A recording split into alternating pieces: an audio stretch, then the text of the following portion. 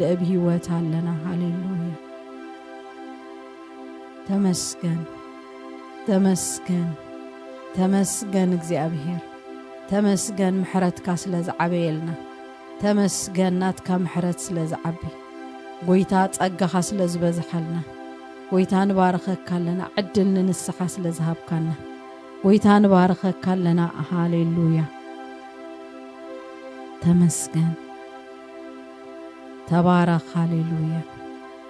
ልዑል ሆይ ምስጋናን ይዤ መጣው በፊትህ ልዑል ሆይ አምልኮን ይዤ መጣው በፊትህ ምሕረት ቸርነት አቁሞኛልና እኔ ማመዛለው ከልቤ ምስጋና ምሕረት ቸርነት አቁሞኛልና እኔ ማበዛለው ከልቤ ምስጋና ልዑል ሆይ ምስጋናን ይዤ መጣው በፊትህ ልዑል ሆይ አምልኮን ይዤ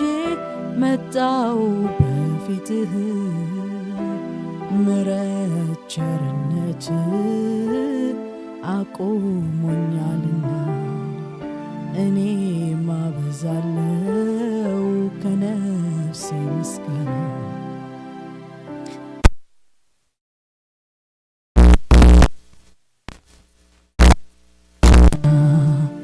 እኔ ማበዛለው ከነፍሴ ምስጋና ልዑል ሆይ ልኮን ይዤ መጣው በፊትህ ልዑል ሆይ ምስጋናን ይዤ መጣው በፊትህ ምሕረት ቸርነት አቁሞኛልና እኔ ማበዛለው ከነፍሴ ምስጋና ምሕረት ቸርነት አኖሮኛልና እኔ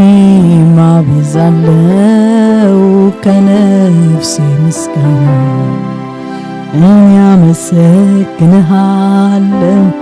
እኔ አመሰግንሃለሁ እኔ አመሰግንሃለሁ እኔ አመሰግንሃለሁ እኔ አመሰግንሃለሁ እኔ አመሰግንሃለሁ እኔ አመሰግንሃለሁ እኔ አመሰግንሃለሁ እናመሰግንሃለን እናመሰግንህ ስለ ምሕረትካ ተመስገን አሜን እናመሰግንሃለን እናመሰግንሃለን ምሕረትካ ዓብ ስለዝኾነ ሃሌሉያ እኔ አመሰግንሃለሁ እኔ አመሰግንሃለሁ እናመሰግንሃለን እናመሰግንሃለን እናመሰግንሃለን እኔ አመሰግንሃለን እኔ አመሰግንሃለን እኔ አመሰግንሃለሁ እኔ አመሰግንሃለሁ እኔ አመሰግንሃለሁ እኔ አመሰግንሃለሁ እኔ አመሰግንሃለሁ እኔ አመሰግንሃለሁ ሃሌሉያ ጎይታ ነመስግነካ ሃሌሉያ ምሕረትካ ደው ስለዘበለና አቦ ጸጋኻ ስለዝደገፈና ሃሌሉያ አምላኬ ንምግልጋል ኃይል ስለዝሃብካና ጎይታ ተመስገን አምላኬ አብ ቅድሜኻ ደው ክንብል ብትብዓት ናፍቲ ዙፋን ጸጋ ክንቀርብ እግዚአብሔር እስኻ ስለዝሓገዝካና የማነይትኻ ስለዝደገፈትና ጎይታ ተመስገን አቦ ካህናት ጌርካ ስለዝቆጸርካና እግዚአብሔር አምላኬ ንባርከካ ኣለና ስለዝአመንካና ስለዚ አመንካና ጎይታ ተመስገን ሃሌሉያ ክብሪን ሽምካ ይሁን ሃሌሉያ ተባረኽ ተባረኽ ሃሌሉያ ተባረኽ እግዚአብሔር ናይሎም ሰብ ስለዝገበርካና አምላኬ ሃሌሉያ ተመስገን ተመስገን ተመስገን ተመስገን ስለተዘይንገር አባታው ጸጋኻ ስለተዘይንገር አባታው ጉስነትካ እግዚአብሔር ስለተዘይንገር አባታው ሓልዮትካ ሓገዝካ እግዚአብሔር ሓለዋኻ እግዚአብሔር ጽኑዕዩ አባና አሞጎይታ ተመስገን ሃሌሉያ ብናይ ምሕረት ዒንቲ ስለዝጠመትካና ጎይታ በወድኻ በኢየሱስ ክርስቶስ ጌርካ መምሎቕ ስለዝገበርካልና ሃሌሉያ አምላኬ ብናይ ዘለዓለም ፍቅር ስለዘፍቀርካና ተመስገን ስምና መዝገብ ህይወት ስለዝጽሐፍካዮ ተመስገን ስለምድሓና ነመስግነካለና ስለምድሓና ንባረኸካለና ጎይታ ስለትናይ መስቀል ውዕለት ነመስግነካለና አምላኬ ስለዘተሳእካና ምስ ወድኻ ስለዘተሳእካና ጎይታ ተመስገን ሃሌሉያ አቦና ህይወትና ትንሳኤ ስለዝገበርካ ተመስገን ሃሌሉያ ብዝኸድናዮ ስለዘይከድና ጎይታ ምምላስ በወድኻ ስለዝገበርካልና ተመስገን ሃሌሉያ ምሕረትካ ይተወደአን በሐቂ ጎይታ ተባረኽ ሃሌሉያ ነመስግነካለና ሃሌሉያ ኢየሱስ ጎይታ እዩ ኢየሱስ ክርስቶስ ጎይታ እዩ አምላኽ ይመስገን ክብሪን አምላኽ ሰማይ ይሁን ሃሌሉያ ሃሌሉያ አብ ቃል አምላኽ ከምዝ ዝብላሎ ታሪኽ ኩላና ንፈልጦይና ብዛዕባ ጳውሎስን ሲላስን ደስ ድበለትን ግን አምላኽ ይመስገን ሃሌሉያ ፍርቅ ለይቲ ምስኮነ አምላኽ ይመስገን ሃሌሉያ እስኪ ጎይታ ሎሚ በቃ ጸሎትና ከቀይሮ ትናይ ልብና መሻት ናይ እግዚአብሔር ትናይ ልብና ድሌት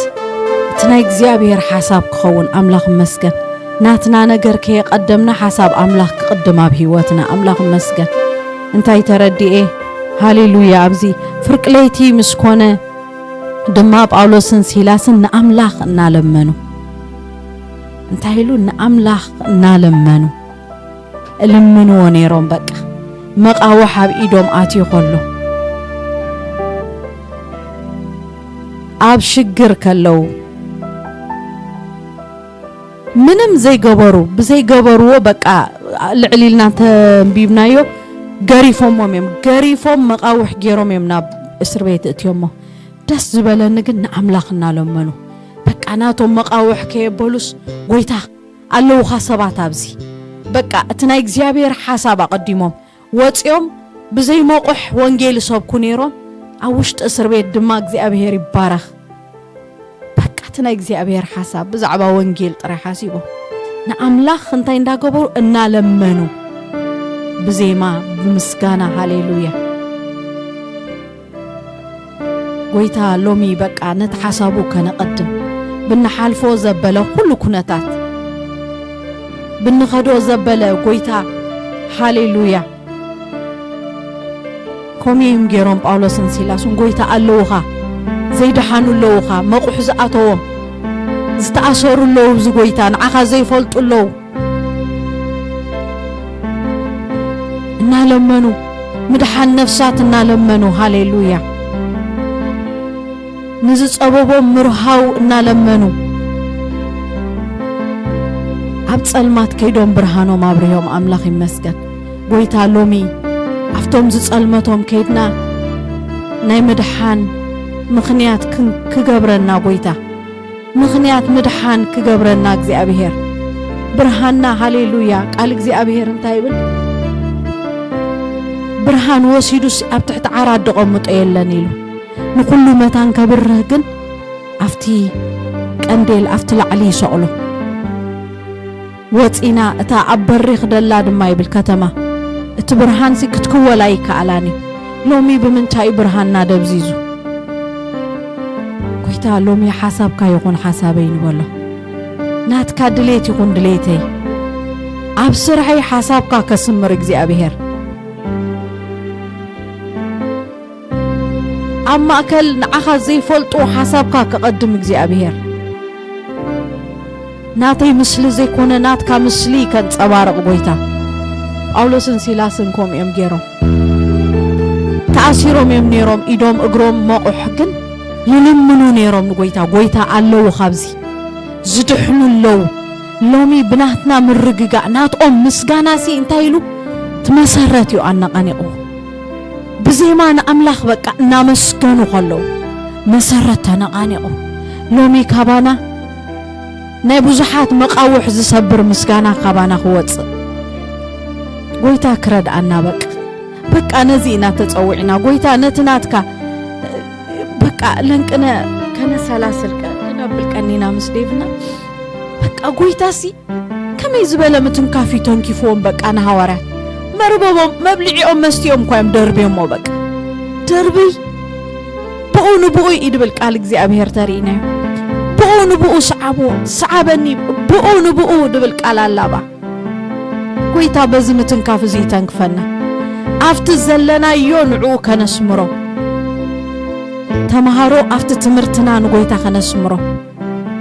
እቶም ንሰርሕ አፍት ንሰርሕ ንጎይታ ከነስምሮ ጎይታ ሓሳብካ ይኹን ሓሳብና ናትካ ሓሳብ ይቀድም እግዚአብሔር ብጣዕሚ ዘናይ ጳውሎስ ሲላስ ምስ ሓንቲ ሓፍቲ ንዘራረብ ነርና ብጣዕሚ ገሪምኒ ሓደ ኩነታት ከጋጥመና ከሎ ኩል ግዜ ኩላትና ከም ንገብሮ ጎይታ ከመይሉ ዝነገር ዝኸውን ብሽም ኢየሱስ ከምዚ ይኹን ጽቡቕ እዩ ሕማቕ እዩ ኣይኮንኩን ዝብልሉ ግን ሓሳብ ኣምላኽ ክቅድም በቃ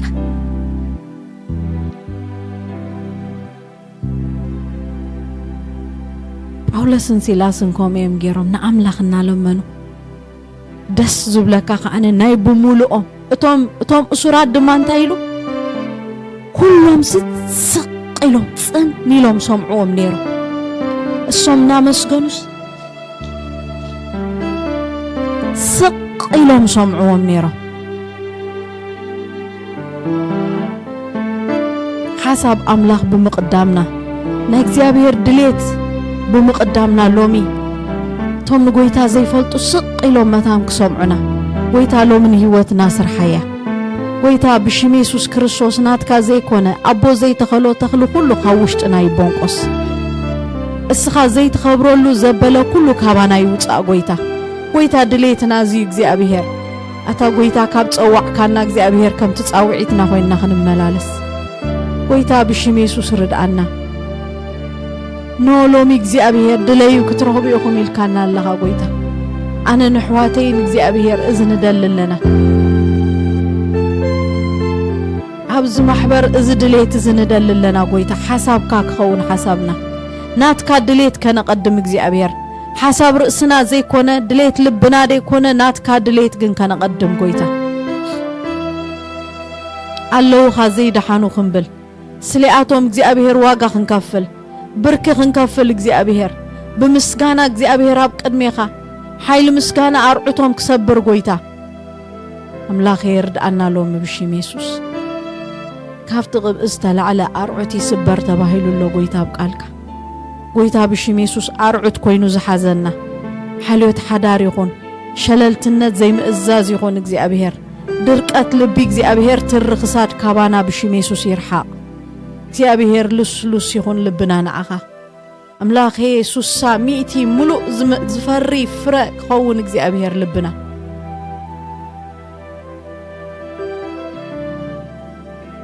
ሽዑኮም ምስገበሩ ንኣምላኽና ለመኑ ጎይታ ክድሕኑ ጎይታ ብሽም ኢየሱስ በጀኻ ኣብዚ ካበእተኻና መቁሕና ክሰብሮ ይኮንና እንደሊ ኣብዚ ካበእተኻና ብዙሓት ብመንፈስ ዝተኣሰሩ ኣለዉ بسجاد يكون بمنفس تأثر له እግዚአብሔር ምክንያት مفتاح نعوم جبرنا يلوم هاليلويا كويتا دما دليت لبو اسو ስለዝኾነ በቃ اتناتو حساب اسو ስለዝኾነ ምክንያቱ ጎይታ ታናይ መወዳእታ ክኸይድ ከሎ እሳ ይሂቡ ታናይ መወዳእታ ኪዱ ኢልዎም አምላኽ መስገን በቃ ኪዱ ክሳወሰን ምድሪ መሰኻኸረ ይኮኑ ኪዱ ኣብዚ ጸልመተ ብርሃን ኩኑ أنا مساخو ميلو قويتا هاليلويا قويتا دما دبخيلو اللوم هاليلويا اتحالاوي اتي نايتوم اسورات حلاو زنبرا بقى رؤسو خطف دليو رؤسو خطف دمولق مسيلو مخنياتو بمانم بقى حشمشم كبل زي كقل معصو حشمشم يلو مسرت نايت بيت ما أسرت تناويصو مولي قوم يوم بقى مو ما تيدي ترفا نو نو نو نو نو نو نو علنا كلاتنا ولا حدا سباي مولقن كميد قالو كمزن ويتا السن بيتون تحينو أملاخي مسكن هللويا ويتا مغنيات مدحان يقبرنا مغنيات بقى ندحريت مملاسا يقبرنا እግዚአብሔር لومي ويتا بشم يسوس مغنيات مطفى أباقع ديكونا مغنيات مملاس قبرنا ويتا مس حسابكا كنسما مع እግዚአብሔር أبو بشم يسوس ردقنا كل أكايدانا غنسمركا ويتا حسابكا كنردو እግዚአብሔር حسابكا قلتصلنا أذكرنا ويتا كمزيلوم أنا كخيدي لوم هارات دساي بلومن مانياتو كلتا عسا حموشتا غوغو خبارق زرعيو موت كتسري أمو بقى بزح تأمرتن تأمراتن بماي أخيدوم كميلو بقى أمتيو كنقسنا تتصبيو كخيدي كبلوم لبوم دساي بلومن ويتا جن أنا تخدكو حشاكم شو انتايلوم نتقلو أنا زنقركم زذكركم زت أنانع نايجابير منفس كسدلكم يلو لومي بشميسوس تزت أنانع منفس اتخلو زتبهللنا زذكر منفس قويتا أبوني نفس وكفنا بشميسوس يبرابر إذ منفس إذ እግዚአብሔር حسابك እግዚአብሔር نوعو كنسمرو زرد أنا زدقفنا قويتا إذ منفس زندليو لنا بشميسوس منفس دماكم وندخمنا يدقفي يبلدو تصحيفو اللو قويتا زدخما كبرت እግዚአብሔር أماكلنا أملاخي زدك أسا كتسق بيسوس سمتسل اللهم أملاخي زقوهاي كتسانانع بيسوس سمتسل اللهم أملاخي بزتفلالي مخنيات كبيت كازرحاق مملاس كخون بشميسوس أبو بيسوس سمتسل اللهم لومي مملاس أباقع كايخون እግዚአብሔር أملاخي كمتان نحاد حداز تقات أتأمت كتما خنقات أتأم أملاخي بشميسوس نقع كيركبا مونغونا أبو بشميسوس نتسأل لنا زت أساسرنا እግዚአብሔር منفس زت أنانا عوشت زت أنانا هاليلويا نمتساعت كان تتصبنا زت أنانا عنانا እግዚአብሔር منفس زغنحنا እግዚአብሔር منفس أبو بشميسوس إذن دللنا حسابك كنردا كذكرنا زمنفس إذن دللنا هاليلويا هاليلويا هاليلويا يسوس تبارك هاليلويا أبو نتسأل دمال لنا هاليلويا أبز منفس كوينا እግዚአብሔር سلمان إسيات نتسأل لنا أملاخي إنه زكنيات زي لبنا بتعمي بمسجانا بحاجوس معباينا يدك أنا እግዚአብሔር مسجار كاب حدا درجة نابكال درجة سلزر أخانا قويتا تمسكن أملاخي حجد ما نتسأل لنا بشميسوس زترف الزمن هيوتهم أملاخي نسخاخت كبرلو أفتزلو أفتزخدو كوليجات أفتزخدو كل እግዚአብሔር أملاخي نأخاك قدمو ختردهم أبو زن لمنا لنا أبو بشميسوس قدم كخون زلو كقدم بيسوس سم أبدي جيزيو ولا حنت نجرب هيوتهم كي كون بشميسوس نتسأل لنا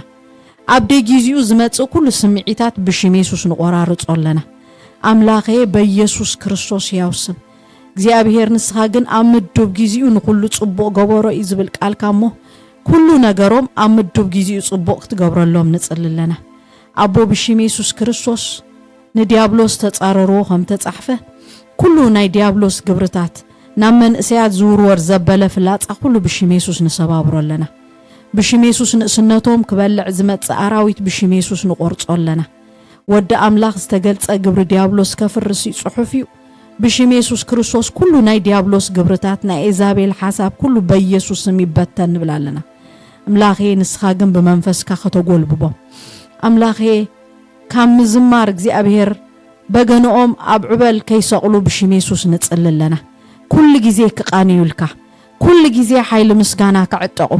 كل جزء أبز خدون أخا كسمر خاوي تخترد أم نتصل لنا أبو بشيم يسوع كريستوس ناي زماننا استيفانوسات يخون لك ناي زماننا موسى يخون لك ناي زمان زب أولوسات يوتو ناي زمان زي أبير بعال سيلاس يوتو أملاخي ناي زمان تيموت يوس يوتو بيسوس ناي زمان زب بعال أونيسيموس يوتو خابهم نحات أزقت بعال فينهاس يوتو خابهم أبو بشيم يسوع كريستوس قال كان حساب كان دسمرو نحاتيات امبي زبلو هاليلويا أملاخي أبلبوم قالكا كعقرو نأخا متان كي بدل نقالكا أبلبي عقر كوخم زبالة باريخا قالكا أبلبوم كعقور جزي أبهر لبوم كتكفتلهم نتسلل لنا مقلات قالكا خطبوم بشيم يسوع نتسلل لنا أب قالكا مملاق اللهم جزي أبهر نايك قالكا حيلي جزي أبهر معماقو صفحاتو كله جزي أبهر كفولتو جزي أبهر مقلات كتبوم بشيم يسوع نتسلل لخو كافتناي قالك حيل استلعله دق خيملقو أبو نبوزحات نمدحان يخونو أبو نبوزحات እግዚአብሔር ካብ ጸልማት ካብ ዲፕሬሽን ካብ ብዙሕ አዲክሽን እግዚአብሔር አምላኬ ብሽም ኢየሱስ ምኽንያት ምምላቅ ይኹኑ አቦ ተጠቀመሎም ደቅና ተጠቀመሎም ጎይታ ዘመኖም ንስኻ ክበረሉ አቦ ብሽም ኢየሱስ ክርስቶስ ስለትገብሮ ነመስገነካ ስለትገብሮ ጎይታ ተመስገን ስለ ዝረዳእካዮም ተመስገን አቦ ክብርን ህበካለና አቦ ሃሌሉያ ነመስግነካለና ስለ ምድርናው ንጽልለና አቱም እግዚአብሔር ተዘክሮ አይተዕርፉ ስለ ዝብል ቃልካ ጎይታ አታ ትርኢ አታ ትሰምዕ አታ ኩሉ ትፈልጥ እግዚአብሔር ጎይታ ንጽልለና ኖ ቃልካስ ከምዚ ይብል እግዚአብሔር ልብ ንጉስ አብ ቅድሚ እግዚአብሔር ከሞ ሓይዝዩ ንሱ ናብ ዝደልዮ ይመርሖ ከም ተባህለ እግዚአብሔር ልብ ነገስታት ናባኻ ከተዝብሎ ብሽም ኢየሱስ ንጽልለና አምላኬ በፍርሃትካ ክትመልኦም ብሽም ኢየሱስ ንጽልለና አቦ በኢየሱስ ስም ዓመጻ ዘበለ እግዚአብሔር አምላኬ ድፍረት ዘበለ አምላኬ ናአኻ ካምውጥዋት ዳው ዝተልዓለ እግዚአብሔር ኩሉ ኣብ ምድርና ደሎ መርገም ኩሉ ሓጢያት ምትሕልላፍ እግዚአብሔር አቦ ምሕረት ክትገብረልና ንጽልለና አምላኬ ምሕረት ክትገብር ንህዝብኻ ንጽልለና ንምድርና ምሕረት ክትገብር ንጽልለና አቦ ሓደ ነገር ግን ንልምነካ እግዚአብሔር ببزحي زفسس دم እግዚአብሔር ክንድቲ ዝፈሰሰ ደም እግዚአብሔር ሎሚን ህዝብና ግን በመድሓን እግዚአብሔር በወንጌል ህዝብና ክድበስ ግን ንጽልለና በመድሓን ነፍሳት እግዚአብሔር አደባባያት ክድበስ ንጽልለና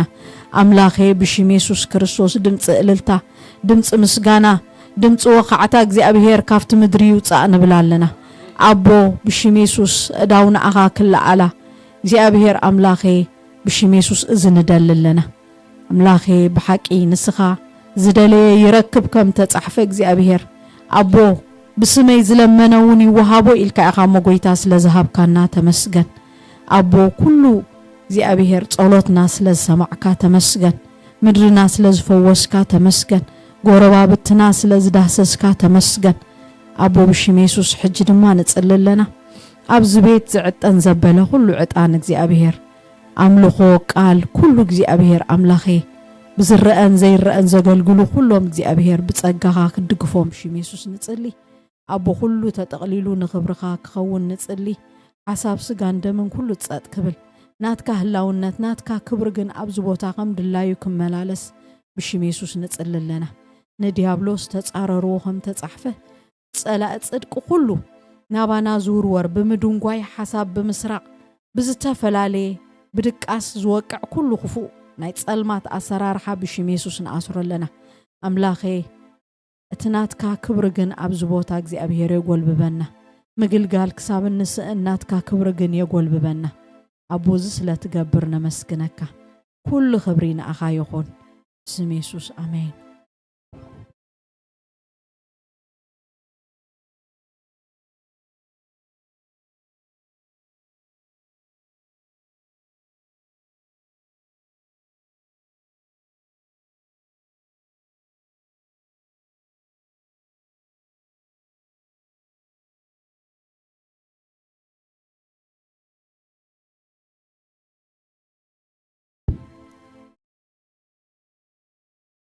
هاليلويا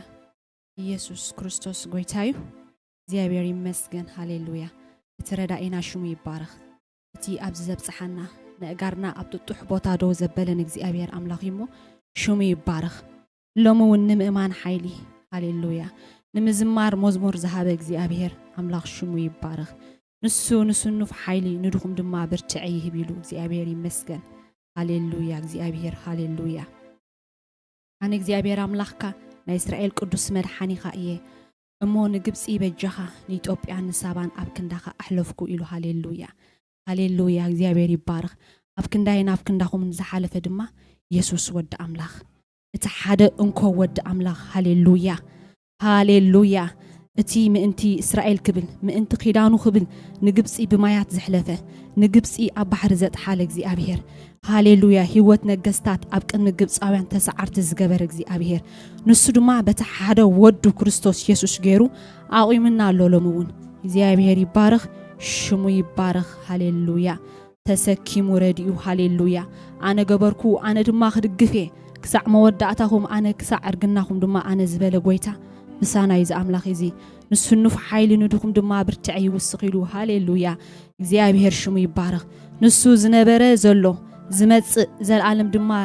ዝነብር ኣምላኽ እዩ ሃሌሉያ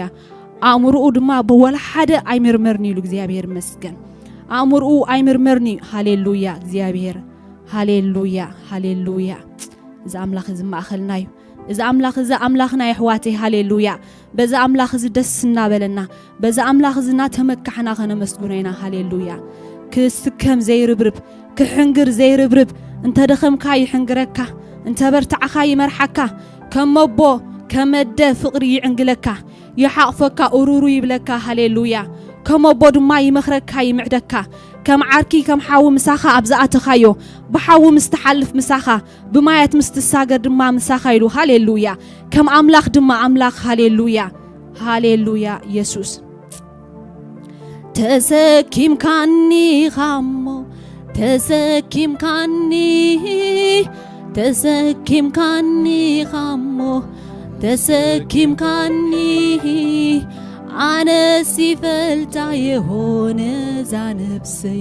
ከመይ ከም ዝነበርኩ ኢየሱሰይ ተሰኪምካኒ ኻምበር ተሰኪምካኒ ተሰኪምካኒ ኻምበር ተሰኪምካኒ ኣነ ሲፈልታ የሆነ ዛነብሰይ ከመይ ከም ዝነበርኩ ኢየሱሰይ ሃሌሉያ ተሰኪምካኒ ኻምበር ተሰኪምካኒ ተሰኪምካኒ ኻምበር ተሰኪምካኒ ኣነ ሲፈልታ የሆነ ዛነብሰይ ከመይ ከም ዝነበርኩ ኢየሱሰይ ሃሌሉያ ሃሌሉያ ብሰንኪ ሓጢያተይ ምውት ዝነበርኩ ሕጂ ግን በኣኻ ጽድቂ ረኸብኩ እምበር ከም ትግብረይ ኣበይ ማሃለኹ ከም ሓሳብ ሰይጣንሲ ቀደም ጠፋእኩ ተሰኪምካኒ ኻምበር ተሰኪምካኒ ተሰኪምካኒ ኻምበር ተሰኪምካኒ ኣነ ሲፈልታ የሆነ ዛነብሰይ ከመይ ከም ዝነበርኩ ኢየሱሰይ ተሰኪምካኒ ኻምበር ተሰኪምካኒ ተሰኪምካኒ ኻምበር ተሰኪምካኒ ኣነ ሲፈልታ የሆነ ዛነብሰይ ከመይ ከም ዝነበርኩ ኢየሱሰይ ሃሌሉያ ኣዳወይ ኣልዒለ ስቐሎ እናበልኩ በርባሪ ሕሸኒ ኢለና ጨደርኩ መሲሉ ንኔሩ بربار زحشني عناي فلت كون مبر نسخاي خاطركا تسكيم كاني خمبر تسكيم كاني خمبر تسكيم كاني أنا سيفلتا يهون زانبسي كمي كم زنبركو يسوسي هاليلويا هاليلويا كندي بربانا هيوتنا أوه كندي بربانا تندامرتنا أب هيوت حقنا هيبنا ينداخدنا بهيوت استشكم قويتا هاليلويا شمو يبارك أنا سيفلتا يهون زانبسي كمي كم زنبركو يسوسي هاليلويا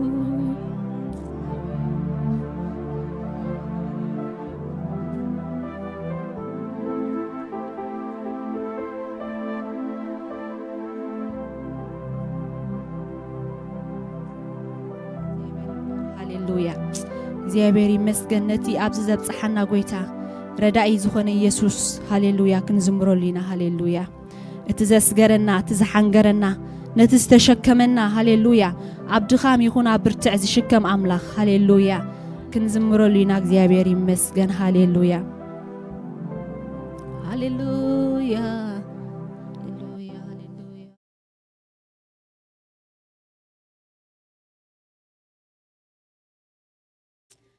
ردائي يسوع هاليلويا نسو ردائي آمين نسو ردائي هاليلويا نسو حجازي هاليلويا كسع شبت كسع أرجناهم هاليلويا هاليلويا هاليلويا زي حد عركي لعلي أبو لعلي عدز خون هاليلويا هاليلويا هاليلويا محرة فقر هاليلويا بمحرة بفقر زقاسي أملاك هاليلويا زيابير هاليلويا هاليلويا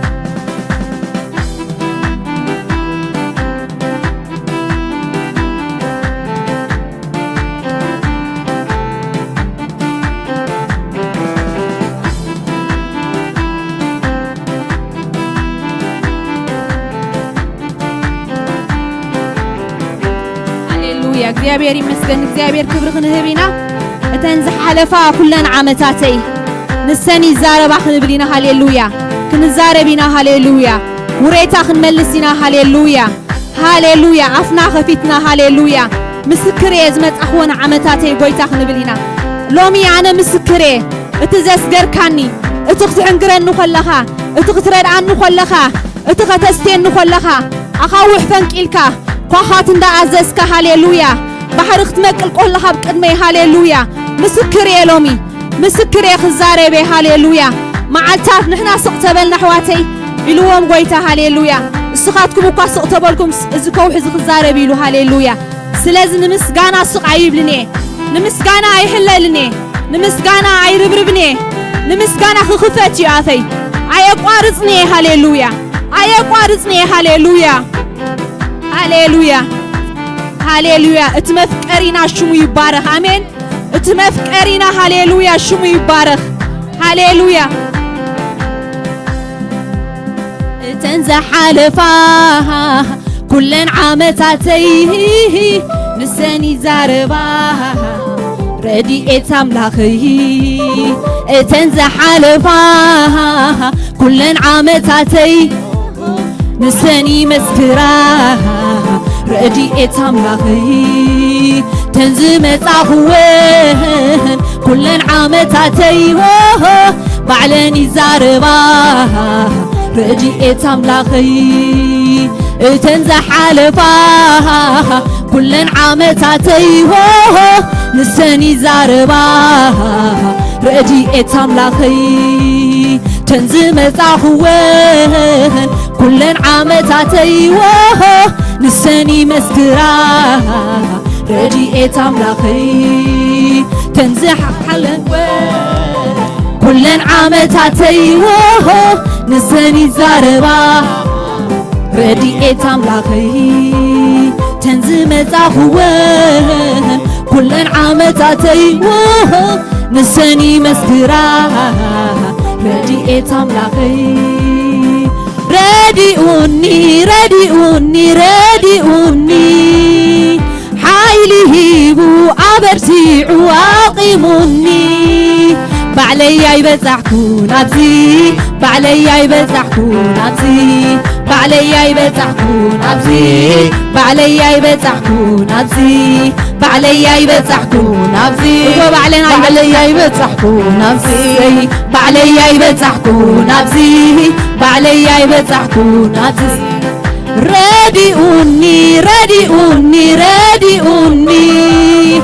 حايلي هيبو عبرتيعوا عاقموني بعليا يبزحكون عبزي بعليا يبزحكون عبزي بعليا يبزحكون عبزي مسكرينا ويتا هاليلويا مسكرينا تحنجرنا ينابز بزحنا ارى تحازيلنا يسوس هاليلويا بعليا يبزحكون عبزي بعليا يبزحكون عبزي بعليا ردائنا رادئوني رادئوني رادئوني حايلي هيبو عبرتيعوا عاقموني بعليا يبزحكون عبزي أبي إذا ترديت رديتي خانسخا أم ندربرات أب كل خناتات أب عوتا وق أب قميتا بصقاو بعليا يبزحكون عبزي بعليا يبزحكون عبزي رادئوني رادئوني رادئوني حايلي هيبو عبرتيعوا عاقموني بعليا يبزحكون سلازي نمسكر لنا لومي سلازي نسكر الله لومي سلازي نمسكر لنا لومي معاتاتنا ينقر الله لومي عمتاتنا يزارب الله يسوس سي بعليا يبزحكون عبزي بعليا يبزحكون عبزي أنا مؤمن الله أنا تأمن هواتي تأمن ونقول هاليلويا كل ما عتن السمو زمن أفرك كنافر أغرب تواحد وتصحيفي كل ما عتن السمو زمن أفرك كنافر سي أنا سي سكادا ولا على هاليلويا من أنا يمن الله بلو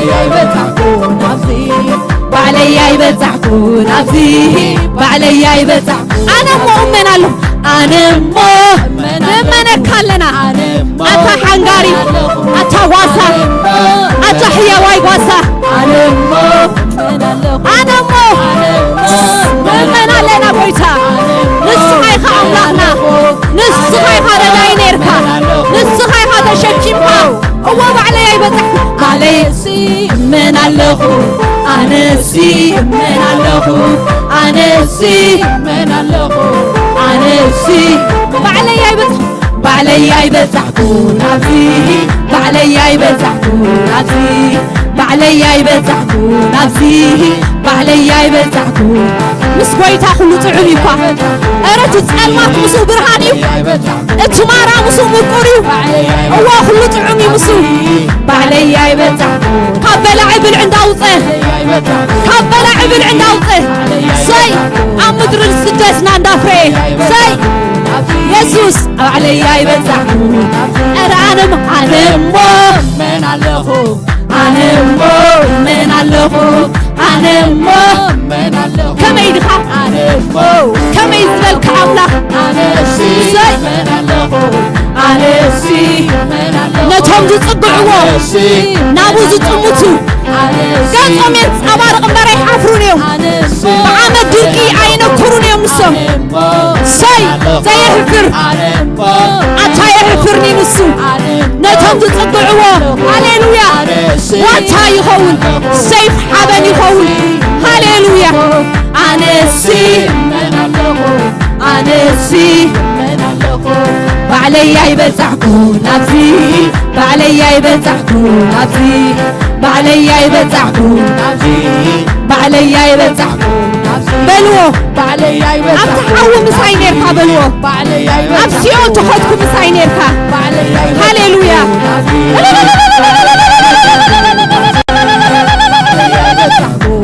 هو بعليا يبزحكون مدربة عندان شعر يسوس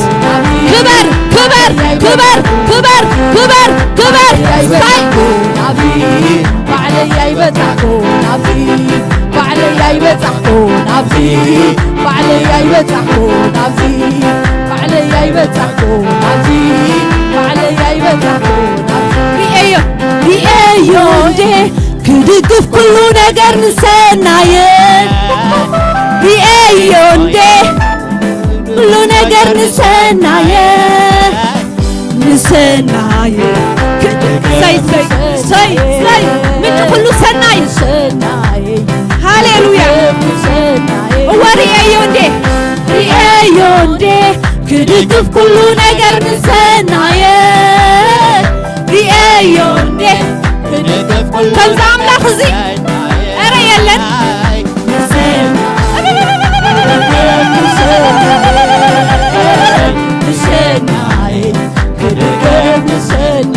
عبرينا يوم عين ريايون ده كركب كله نجار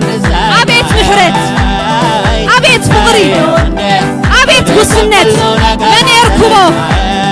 زركبه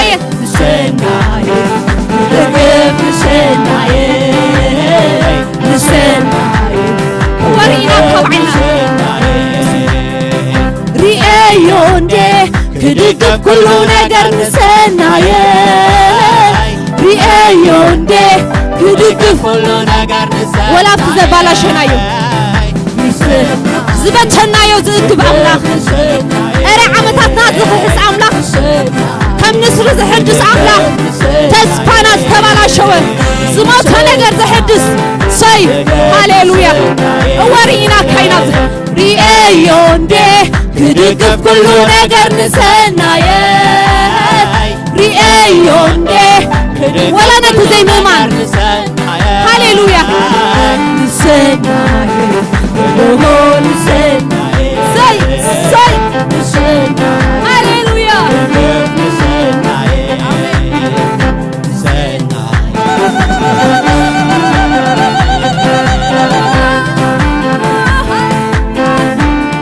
عكاز زيد ليو أيقرمن دقاف زيد ليو أما خار زيد ليو كنا خان كله بمجزي سبوز قبر نخلو زدقف أملاخ كله فطرت هاليلويا زي نسناي نسناي أبت مدو بسعد جبخ هاليلويا كدقف كله نجر نسناي ريايون دي كدقف كله نجر نسناي هو ساي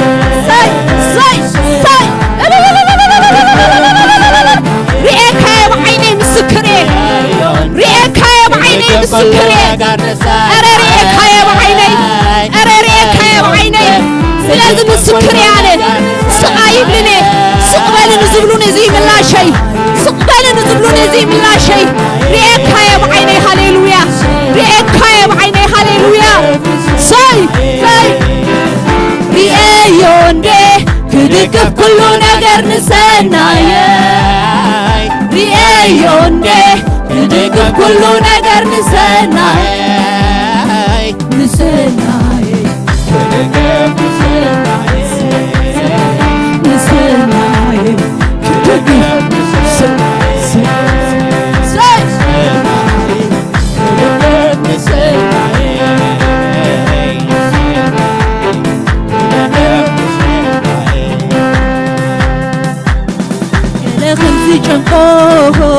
سب زي قلبلو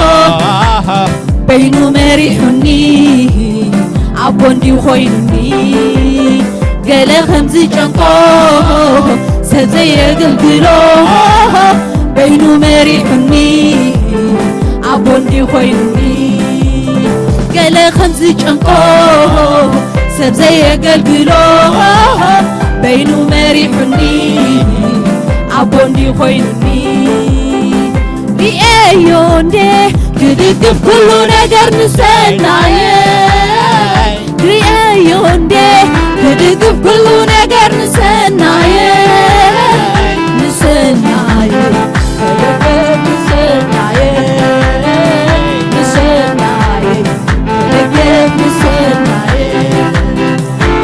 فتاوية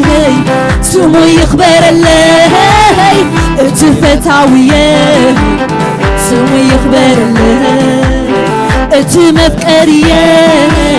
سمو يخبر الله مفكرية سمو يخبر الله عبد الخام برتعي سمو يخبر الله عوته يسوس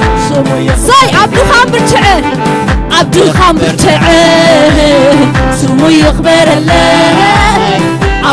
عوته سمو يخبر الله سمو يخبر الله سمو يخبر الله سمو يخبر الله سمو يخبر أنا نبين يخبر سمو يخبر الله سمو يخبر الله سمو يخبر الله سمو يخبر الله سي سمو يخبر الله يخبر نبين خبر سمو يخبر الله سمو يخبر الله راديوني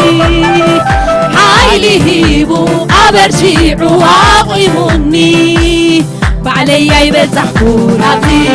بعليا يبتحكون عبدي بعليا يبتحكون عبدي بعليا يبتحكون عبدي راديوني حايلي هيبو أبرجيعو عاقيموني بعليا يبتحكون رنا يبينها يسوس بعليا يبتحكون بعليا يبتحكون هاليلويا مساين حلفك بحاول حلفك بمايات حلفك هاليلويا بعليا يبتحكون ببخياك نحلف كلنا هاليلويا بباهيك تحلف كلها مساخا زنبع أرى مسانا زنبع ودا الله بعليا يبتحكون بعليا يبتحكون بعليا يبتحكون بعليا يبتحكون بعليا يبتحكون بعليا يبتحكون هاليلويا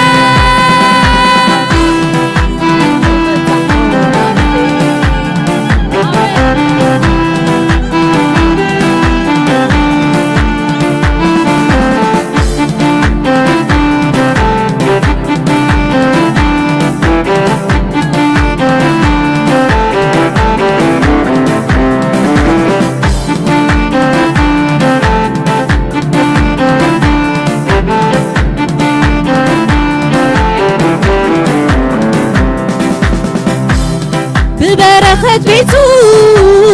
هوتي نفدبه ينبرني الله عوت خبيبه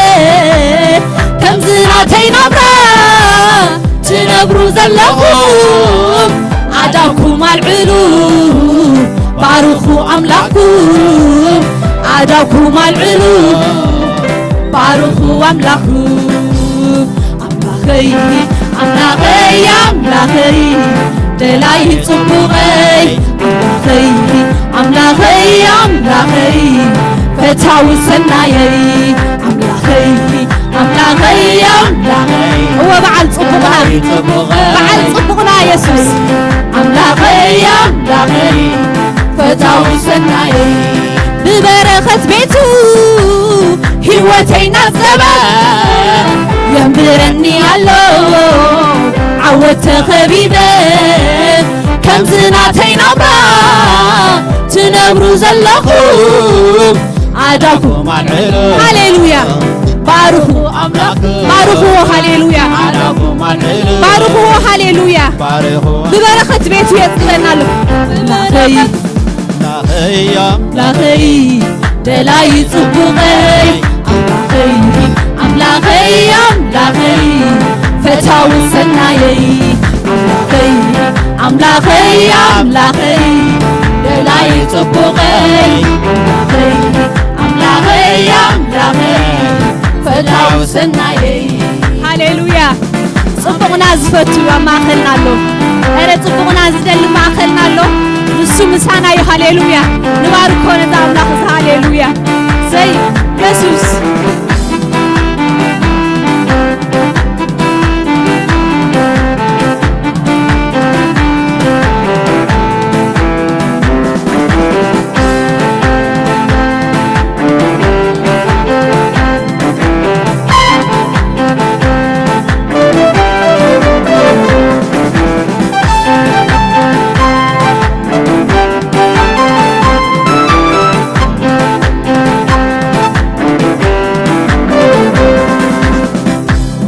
እትኒ ህይወተይ ጽቡቕ ዘሓስበላ ካባይ አብሊጹ ዝጥንቀቐላ ካብ ክብሪ ናብ ክብሪ እናሰጋገረ ኣብ ርእሲ ጸላተይ እነኹ ደው ኢለ ኣብ ርእሲ ጸላተይ እነኹ ደው ኢለ አምላኸይ አምላኸይ በላይ ጽቡቐይ አምላኸይ አምላኸይ አምላኸይ ፈታው ሰናየይ አምላኸይ አምላኸይ በላይ ጽቡቐይ አምላኸይ አምላኸይ አምላኸይ ፈታው ሰናየይ እትኒ ህይወተይ ጽቡቕ ዘሓስበላ ካባይ አብሊጹ ዝጥንቀቐላ ካብ ክብሪ ናብ ክብሪ እናሰጋገረ ኣብ ርእሲ ጸላተይ እነኹ ደው ኢለ ኣብ ርእሲ ጸላተይ እነኹ ደው ኢለ አምላኸይ አምላኸይ አምላኸይ በላይ ጽቡቐይ አምላኸይ ኢየሱስ አምላኸይ አምላኸይ ፈታው ሰናየይ አምላኸይ አምላኸይ አምላኸይ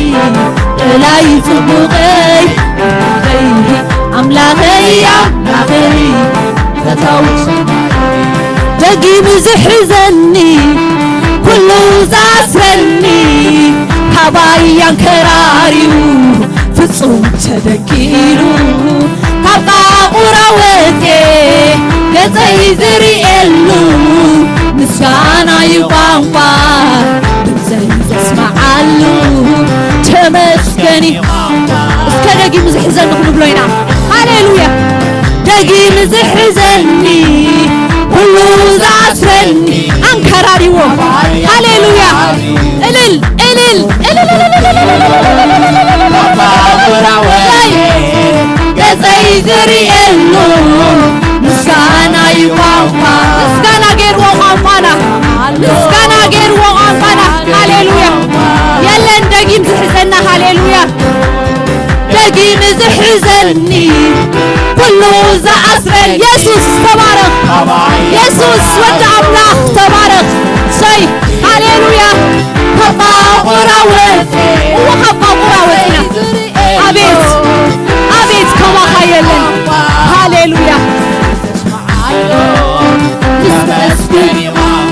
ስለዚህ በሓባር ተመስገን በሉ ሃሌሉያ ተመስገን ኢየሱስ ተመስገን ኢየሱስ ተመስገን ወተመስገን ተመስገን ዝገበርካዮ ቋንቋና ሃሌሉያ ቋንቋና ዝቀየርካ ቋንቋና ሃሌሉያ ብዘይ ዝቃላት የብልናን ብዘይ ንሱ ቋንቋ የብለይ ንዓኻ ዝኸውን ብዘይ ብኡ ቃላት የብለይ ንዓኻ ዝኸውን ብዘይ ንሱ ቋንቋ የብለይ ኧረ ተመስገን ሃሌሉያ ሰይ ተመስገን ዝብለካ ደጋጊመ ደጋጊመ ተመስገን ተመስገን ንብለካ ሃሌሉያ ሰይ ተመስገን ዝብለካ ደጋጊመ ደጋጊመ ተመስገን ዝብለካ ደጋጊመ ደጋጊመ ተባረኽ ዝብለካ ደጋጊመ ደጋጊመ ተባረኽ ዝብለካ ሰይ ልዕል በል ሃሌሉያ ልዕል በል ዝብለካ دقاقيمة دقاقيمة لعل لعل لعل لعل لعل هذا مدري لعل على حيوتي لعل بليزم لكا دقاقيمة دقاقيمة لعل بلابز قباية لعل بلابز قباية لعل بلابز مدري هاليل هاليلويا دقاقيمة دقاقيمة قزا قزا هو ملك هاليلويا صي شعي استعملنا شعي استعملنا دقاقيمة ملك ملك ملك تمسكن يزملك ودي خايون دي خانقرنا نقرنا تودي هاليلويا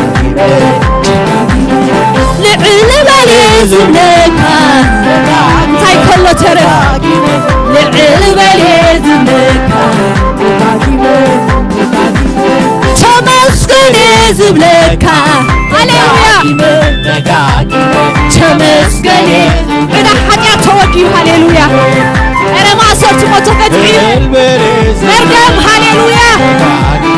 هاليلويا يسوس ما كلاي حدش كدان لك أكاهنا هيوسا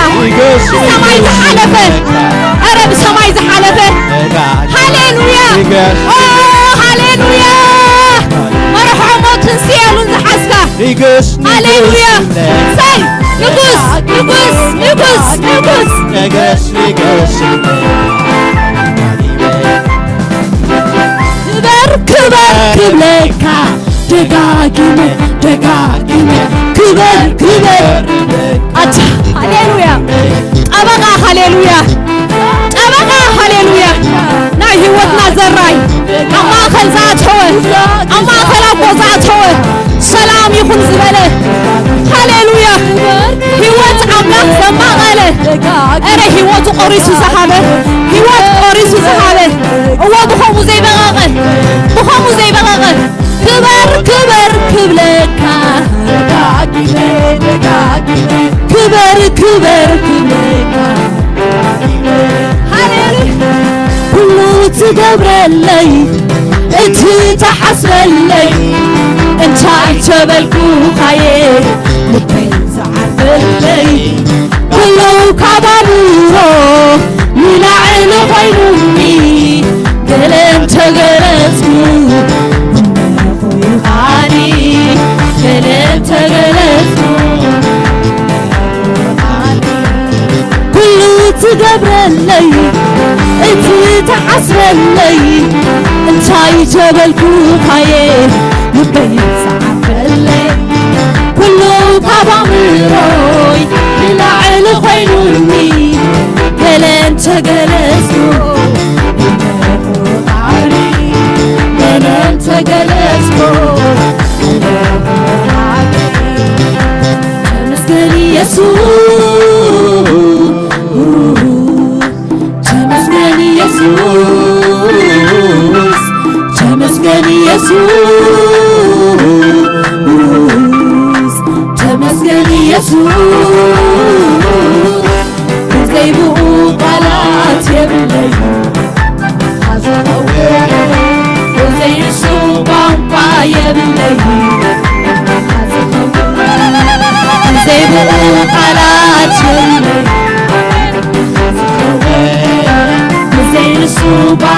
يبلي إلنتا يقبعكاي إلنتا أمطو لقدسان إلنتا أمطو هاليلويا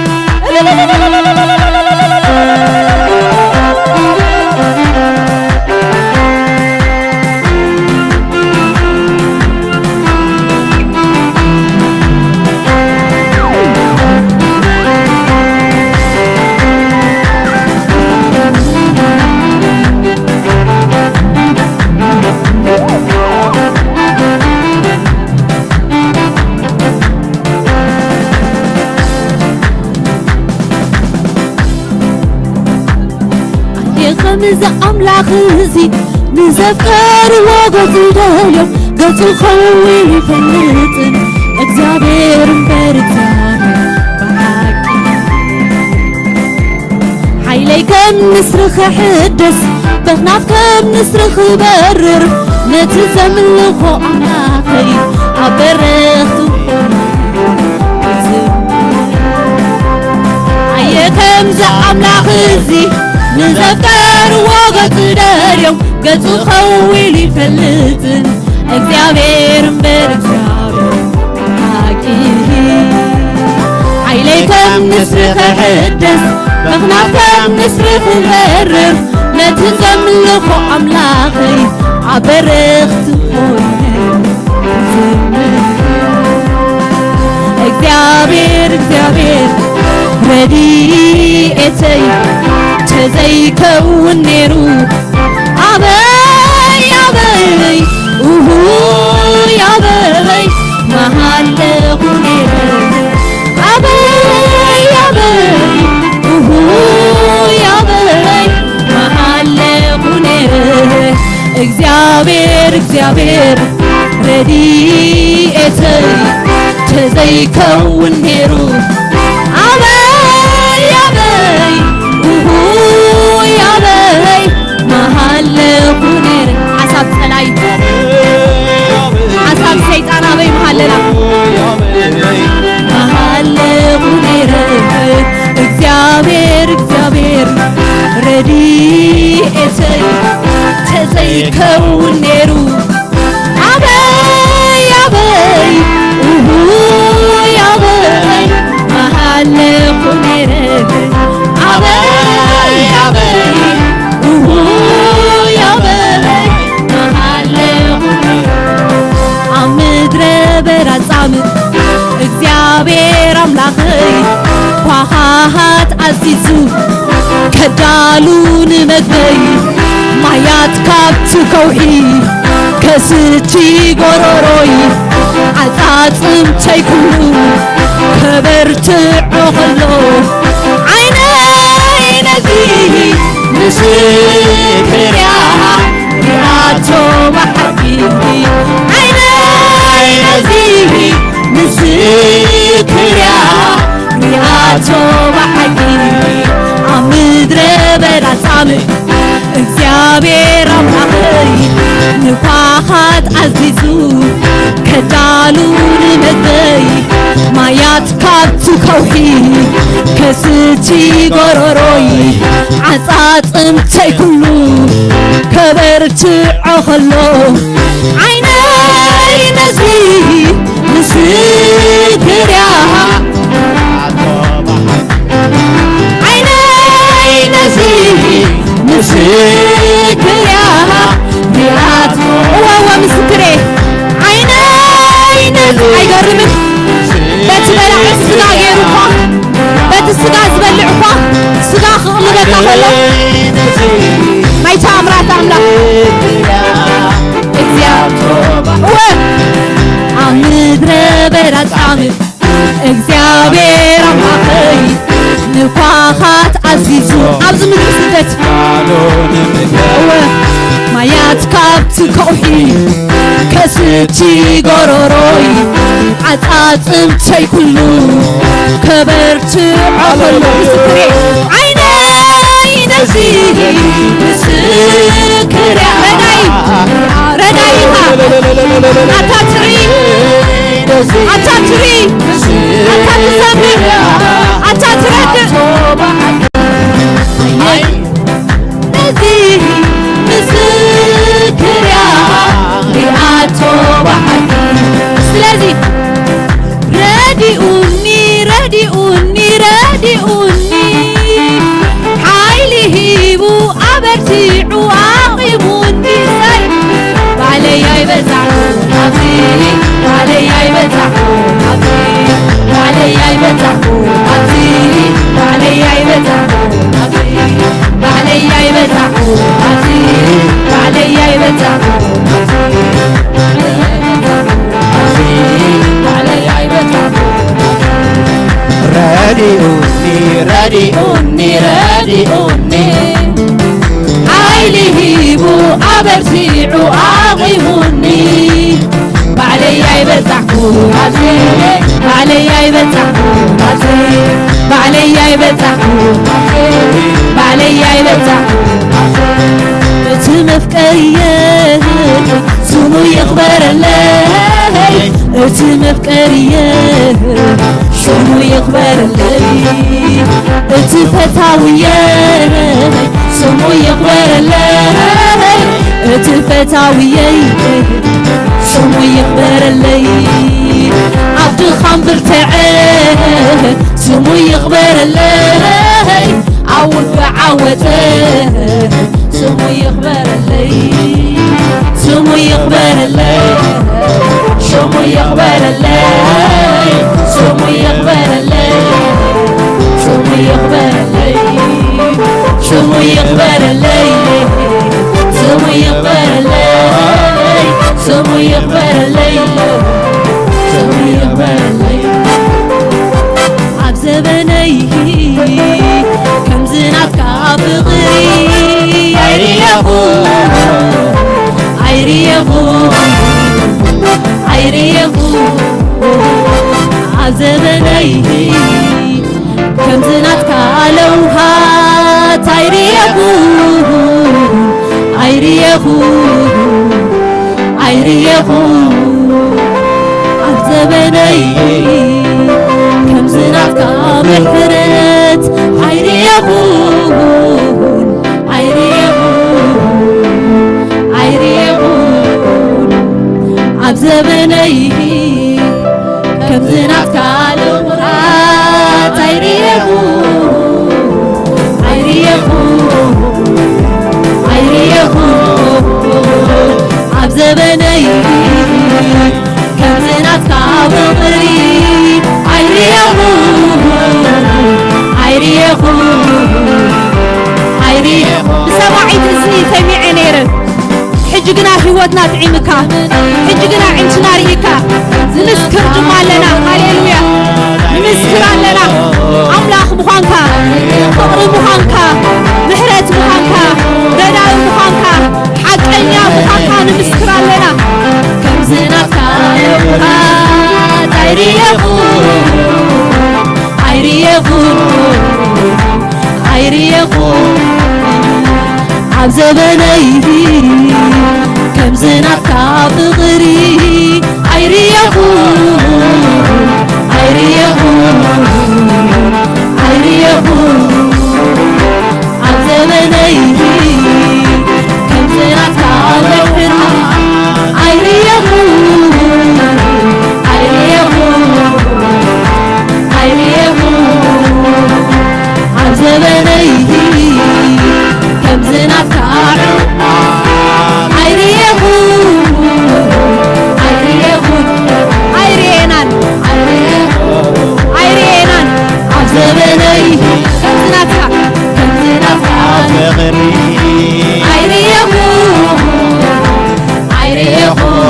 عيري انان كم ادب صغري كم بابا محاليوت هي واي قاسا نعلي عاركي عيري يا بو عيري يا بو عيري يا بو عب زبني كم زناتك عيري يا بو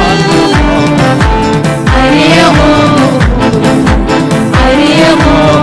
أرينان زمني أنا يلني أنا دلي خايف كامل بجد فخمت زي التكوري عيري يا بو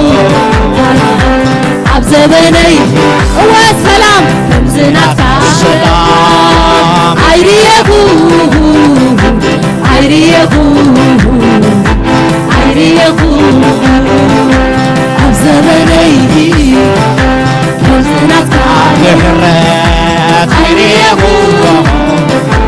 عيري يا بو عيري يا بو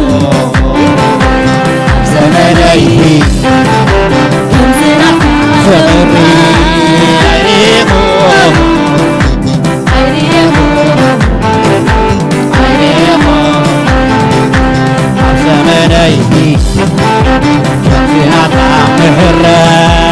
عيري انان عيري انان عيري يا بو زمني كم زناتك بغري عيري بو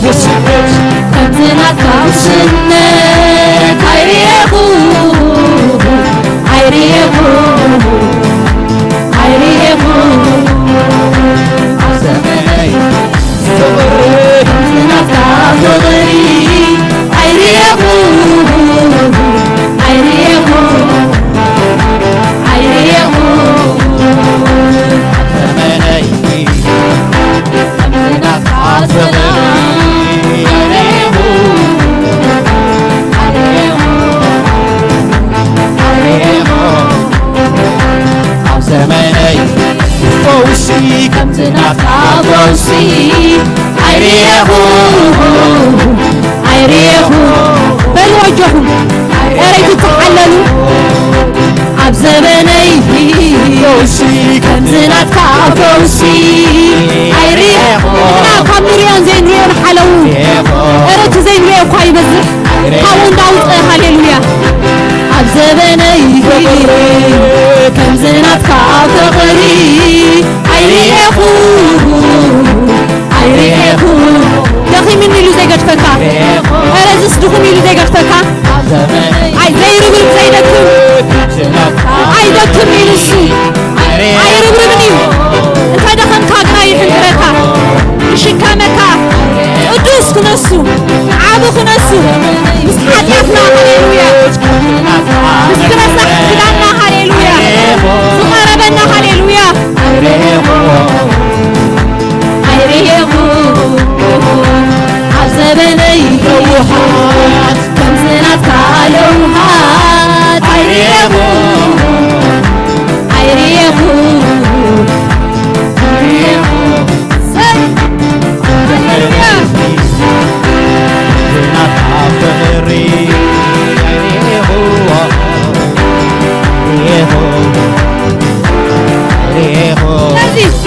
تمسكن يزبلك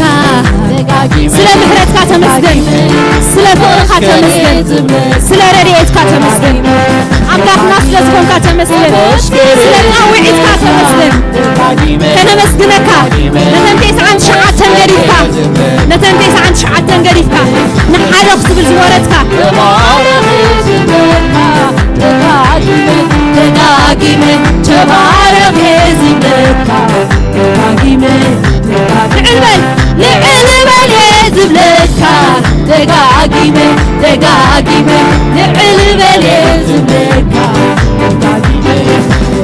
هاليلويا سي أمسكنا يتقبل كانينا أمسكنا يتقبل كانيا باريخنا ينودونينا عبيتك هاليلويا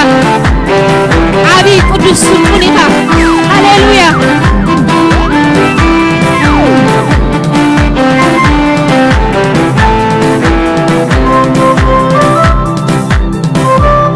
بمسكانا زتفرحك عبي أملاك سلطون أملاك زمسك حدقوا يلبون عبي أملاك سلطون أملاك بمسكانا زتفرحك عبي أملاك سلطون أملاك زمسلك حدقوا يلبون عبي أملاك سلطون أملاك عب أملاك عبي أملاك خاؤمه تمسكن تمسكن تمسكن سلطون أملاك خاؤمه تمسكن تمسكن عبي أملاك خاؤمه تمسكن تمسكن سلطون أملاك خاؤمه تمسكن تمسكن هاليلويا تمسكن سلطون أملاك خاؤمه تمسكن تمسكن عبي أملاك خاؤمه تمسكن تمسكن سلطون أملاك خاؤمه تمسكن تمسكن هاليلويا عبي نسو عبي نسو قدوس نسو طيب سلطون أملاك خاؤمه عيب له خبري عيب له يا أملاك خاؤمه عيب له سلطون أملاك خاؤمه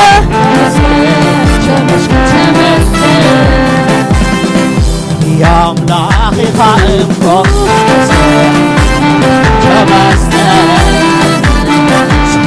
ኣምላኺኻ እሞ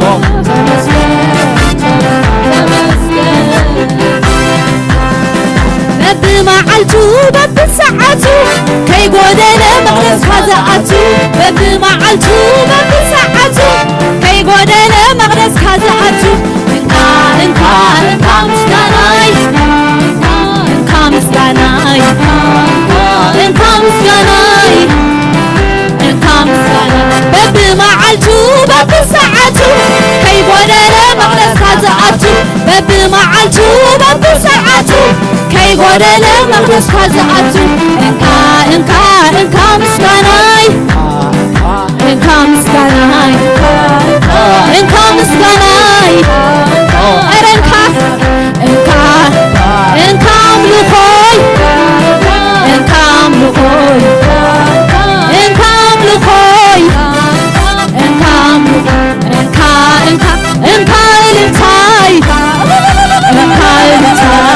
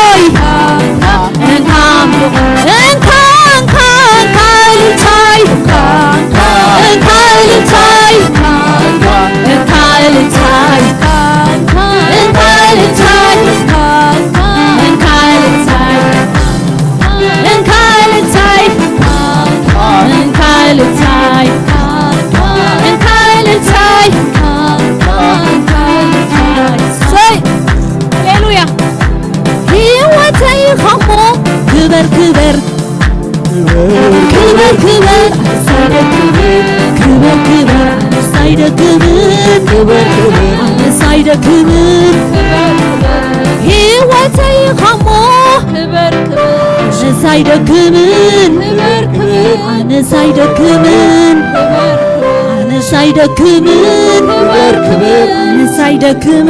ንገስ ክብር ሕይወተይ ኸሞ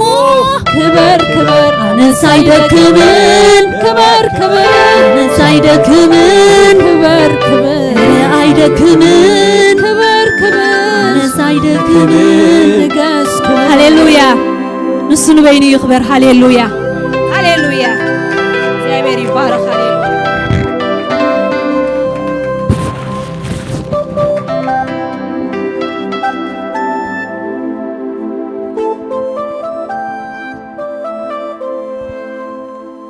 ሃሌሉያ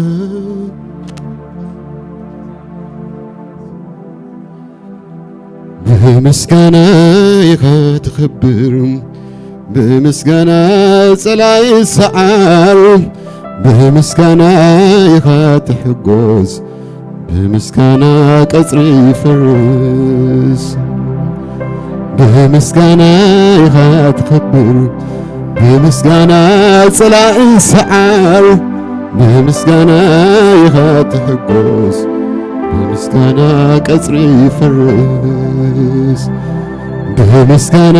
ኢኻ ትኽብር ብምስጋና ጸላኢ ሰዓር ብምስጋና ኢኻ ትሕጎስ ብምስጋና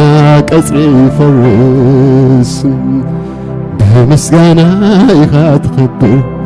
ብምስጋና ጸላኢ ሰዓር ብምስጋና ኢኻ ትሕጎስ ብምስጋና ቀጽሪ ይፈርስ ይግባእካ እሞ ኩል ጊዜ ክትምርታብ ዝኾነ ጊዜ ብቑዕ ኢኻ እግዚኣብሔር ይግባእካ እሞ ኩል ጊዜ ክትምስገና ብዝኾነ ጊዜ ብቑዕ ኢኻ እግዚኣብሔር ብቑዕ ኢኻ እግዚአብሔር ብቑዕ ኢኻ እግዚአብሔር ብቑዕ ኢኻ እግዚአብሔር ብቑዕ ኢኻ እግዚአብሔር እግዚአብሔር ይመስገን። ምስጋና ኮስን ንሱ ብቑዕ እግዚአብሔር አምላኽ ይመስገን። ክብርና አምላኽ ይኹን። ኢየሱስ ክርስቶስ ጎይታን አምላኽኒ መዘምራን አምላኽ ጸጋ ይብዛሕልኩም። እግዚአብሔር ይመስገን። ክብርና አምላኽ ይኹን። ኣብ ቀዳማይ ነገሥት ምዕራፍ 17 ናብ ኤልያስ ዝመጽእ ቃል ኣሎ። እግዚአብሔር አምላኽ ይመስገን። በዘን صعب ዓመታሲ ዝናብ ጥብ ከም ዘይትብል ካብ እግዚአብሔር ዝተዋህቦ ቃል ነይሩ ሕጂ እግዚአብሔር ካብ ድህሪ እንታይ ቃል እግዚአብሔር ድማ ካብዜና መብራቅ አቢልካ ኺድሞ ኣብቲ ኣብ መንጽር ዮርዳኖስ ዘሎ ሩባ ኮርቢት እንታይ ግበር ኢልዎ ተሓባእ ሓደ ግዜ እግዚአብሔር እንታይ ግብለካ ማለት ተሓባእ ይብለካ ምክንያቱ ኣብ ዘይ ግዜው ነገራት መታን ከይከውን ኣብ ግዜው ሁሉ ዝሆን እግዚአብሔር አምላክ ይመስገን ሐዋርያትኮ ካብቲ ሓንቲ ቦታ እንተዳ ሓንቲ ከተማ መስተሳደድዎም ነቲ ሓንቲ ከተማ መስኾን ነይሩ እግዚአብሔር አምላክ ይመስገን ሕጂ ከይደኻ ኣብ ቤት ሓቢው አቢልካ ኺድሞ ቃል እግዚአብሔር ድማ ካብዚና መብራቅ አቢልካ ኺድሞ ኣብቲ ኣብ መንጽር ዮርዳኖስ ዘሎ ሩባ ኮርቢት ተሓባእ ክኸውን ከኣዩ ካብቲ ሩባ ክትሰቲ ኢኻ ኣብኡ ክምጉብኻ ድማ ንውሃኻት ኣዚዘ ኣለሁ ኢሉ መጾ ከይደኻ ከምቲ ቃል እግዚአብሔር ገበረ ከይዱ እውን ኣብቲ ኣብ መንጽር ዮርዳኖስ ዘሎ ሩባ ኮረቢት እንታይ ገበረ ተቐመጠ እቶም ኮኻት ድማ ብጊሓት እንጌራን ስጋን ምሸት እውን እንጌራን ስጋን የምጽሉ ነበሩ ካብቲ ሩባ ከዓ ይሰት ነበረ ለመጀመሪያ ጊዜ ኣብዚ ኮኽ እንታይ ኮይኑ ርዮ ወይተር እግዚአብሔር አምላክ ይመስገን እግዚአብሔር ተዳደደሲ ኮኻት እውን ይዝዝ ማለት ነው እግዚአብሔር አምላክ ይመስገን ክብረና አምላክ ይሁን ስለዚህ አምላክ እኮ በኮኻት ከይሩ እናመገበና እግዚአብሔር አምላክ ይመስገን ማለት ኤልያስ መገበ እጅውን ይያው ዝኾነ አምላክ ይዘለና እግዚአብሔር አምላክ ይመስገን ክብረና አምላክ ይሁን እንኳን በሰላም ናብ ቤት እግዚአብሔር መጻኹም ናብ ቃል እሱ ናብ ልበይ ስለዝመጽ ቃል ይበልክ እግዚአብሔር አምላክ ይመስገን ትማለ ስለዝነበረ ናይ ደቀና ግራጆችንካ አቡ ተሳተፍኩም ኩልኩም ኣብ ጽሬት ይሁን ኣብ መንጋድ ይሁን ኣብ ምስራሕ ምግቢ ይሁን ኮታብ ኩሉ ወይታ ኢየሱስ ክርስቶስ ዓዚዝ ይባርኩም ጸጋ ይብዛሕልኩም ክብረና አምላክ ይሁን ስለዚህ ብዙሕ ነገር ስለዝደገፍኩም ሓስብኩም ካብ እግዚአብሔር እዩ ክብሪ እግዚአብሔር ይሁን አምላክ ይመስገን ከምቲ ልሙድ ዘለና መደብ ረቡዕ ተፈራን ጅምርና የምንታይ ለና ናይ ጸሎት ፕሮግራም ኣለና ከም ፈቃድ አምላክ ምናልባት ናይ ትምህርት ጊዜውን ክህልዋና ይኽእል እዩ መዓዝ ከም ንጀምር ግን ፈቃድ እግዚአብሔር ኣብ ዝመጽእ ክንነግረኩምና ስለዚህ ረቡዕ ሰዓት ክንደይ 6 ፈርቃን በታም ልሙድ ታይም ሰዓት ክንደይ ማለት እዩ ሰዓት 10 ክብረና አምላክ ይሁን ሰዓት 10 ድማ ቃል አምላክ ጸሎት አምልኮ ሁሉ እንገብረሉ እግዚአብሔር አምላክ ይመስገን ቃል ድማ ከም ምሽት እንከፍት ቫይበርኩም ወላ ይመስለኒ በወንጌላውያን ቤተ ክርስቲያን ናይ ኣብ ላስ ቬጋስ ዝርከባ ሕብረት ኣሎ ሎም ምሽት ማለት ዝተዳለው አድራሻ ኣብ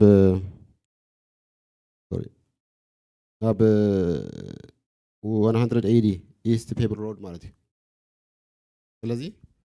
ሎሚ ሰዓት 6 ፈርቃን አይ ቲንክ ሰዓት 6 ፈርቃን ይመስለኒ ያ 6 ሶሪ ሰዓት 6 ያ ኣብ ክትሳተፉ ከዓ ቤተ ክርስቲያን ተተሓሳሱ ማለት ዝኻልኩም ናብ ወትክዱ ተኸለኹም እግዚአብሔር አምላክ በመስገን ስለዚህ ኣብ 180 ኣብ 180 ኢስት ፔፕል ሮድ ኣብ ሳውት ሳይድ ዘሎ ማለት እግዚአብሔር አምላክ በመስገን ስለዚህ ሎሚ ናይ ሕብረት ጊዜ ክህሉ ኣብኡ ከዓ እግዚአብሔር አምላክ በመስገን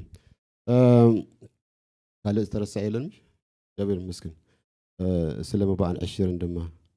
ወእያብ ምስለና እዚ መጽኻ ጽልየልና አዲስ ዝመጽኹም ኣለኹም አዲ ቲንክ ቢንያም ጎይ ዌልካም ቢንያም صاحبتنا وزل خيط تابي مصخي اوكي من تبحالي دويت ويلكم قاعد سلام مصخي قاعد سلام مصخي مسانا خوينك ابزي دما تساتفيك مغبي كتمغبي دما جبر አምላክ መስገን አምላክ ጸጋ ብዛሕልክ ድማ እንጽልነክ ክብረና አምላክ ይሁን ካልኦት ዘለውን ምሽ በር የጎን ቃዕ ሰላም መጻኸብ ድሕሪ ዘለኻ ካልኦት እግዚአብሔር አምላክ መስገን ስለዚህ ናብ መባን 20 ክንሐልፍና ስለዚህ ንአምላክ ሂልና ሒዝና ዝመጻና አዳሊና ጽንሕ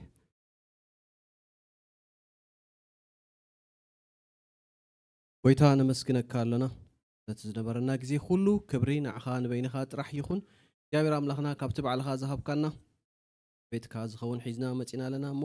ኣብቲ ግቡእ መዓሉ ክውዕል ክትረዳና ንጽልይ ኣለና نو تريف زلو مدبنا خلون عخا حليفنا البكا معنا خلون عخا حليفنا البكا برنا عخا خاب يسوس وين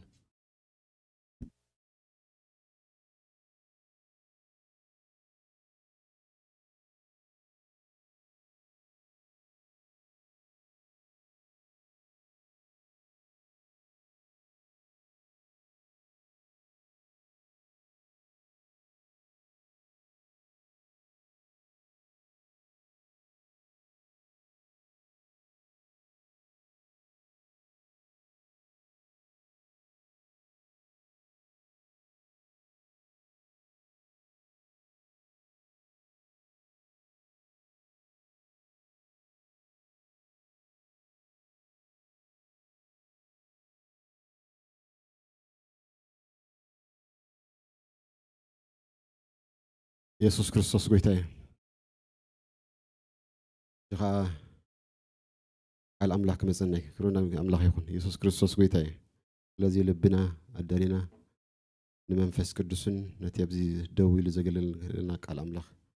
አሁን ሄኖክ ይብሉ ቃል አምላክ ዘካፍለና እግዚአብሔር አምላክ ይመስገን ንዑ ድማ መድረክ ገድፈሉ እየ ናብ መድረክ አምላክ ዘካፍልሓው ሄኖክ እግዚአብሔር አምላክ ይመስገን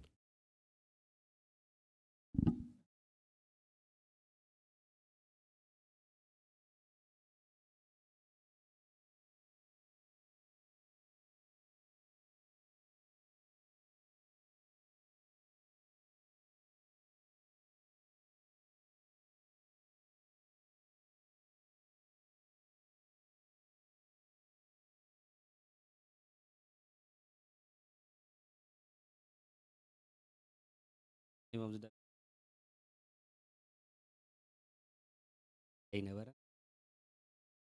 أيوة عائلة لحموني هذه بحفشة يشتكوا سخلة يوم graduation زجبروا منسيات مجمر جنبر مودعته ما يكونن كم زي أنا high school كم زي كسل كوقت جبرو عينتي يسمعني ناي مالت ኣብዚ ወቅት ገብር ሞ ኣብ ጎልጎል ወቅት ገብሮ እቲ ሃይ ስኩል እቲ ዘሎ ዛዕቤኻ ኮሌጅ መስኣተው እቲ ዓቢ ነገር ዘለዎ ማለት እዩ ስለዚ ብፍላይ ደቅና ኣብቲ ዛዕቤ ደረጃ መስበጹ መጀመርታ ኩርዓት ንኦም ካልኣይካ ንስድራ ቤት ተሳልሳይ ድማ ንቤተ ክርስቲያን ኣብ ቤተ ክርስቲያን ደቅና ብጽቡቕ ደረጃ ክበጽሑ ከለዉ ቤተ ክርስቲያን ትኾርያ እንታይ ትብል ደቂኻ ትብል ከምቲ ወላዱ ብውሉዱ ድኾርዕ ቤተ ክርስቲያኑን ብውሉዳ ትኾርያ ስለዚ ተተሓሒዝኩም መንስያት ነንሕዶም እንዳተደጋገፍኩም ኣብቲ ዝበፅሕ ክትበፅሑ ኣምላኽ ቤተ ኣምላኽ ወይ ከዓ ቤተ ክርስቲያን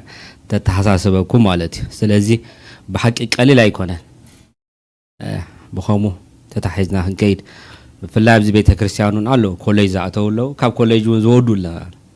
በዓል ዩኤል ኣሎ ኮሌጅ ዝወዱ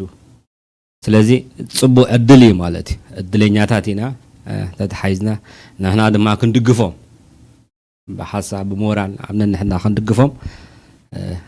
የለናይ እግዚአብሔር ይባርኩም ስለዚ ናይ ዓቐበት ጉያ ኣለና ማለት እዩ ብፍላይ ከማና ሳይክል ንፈልጥ ስለዝኾነ ብሳይክል ዲና ቀዳሞት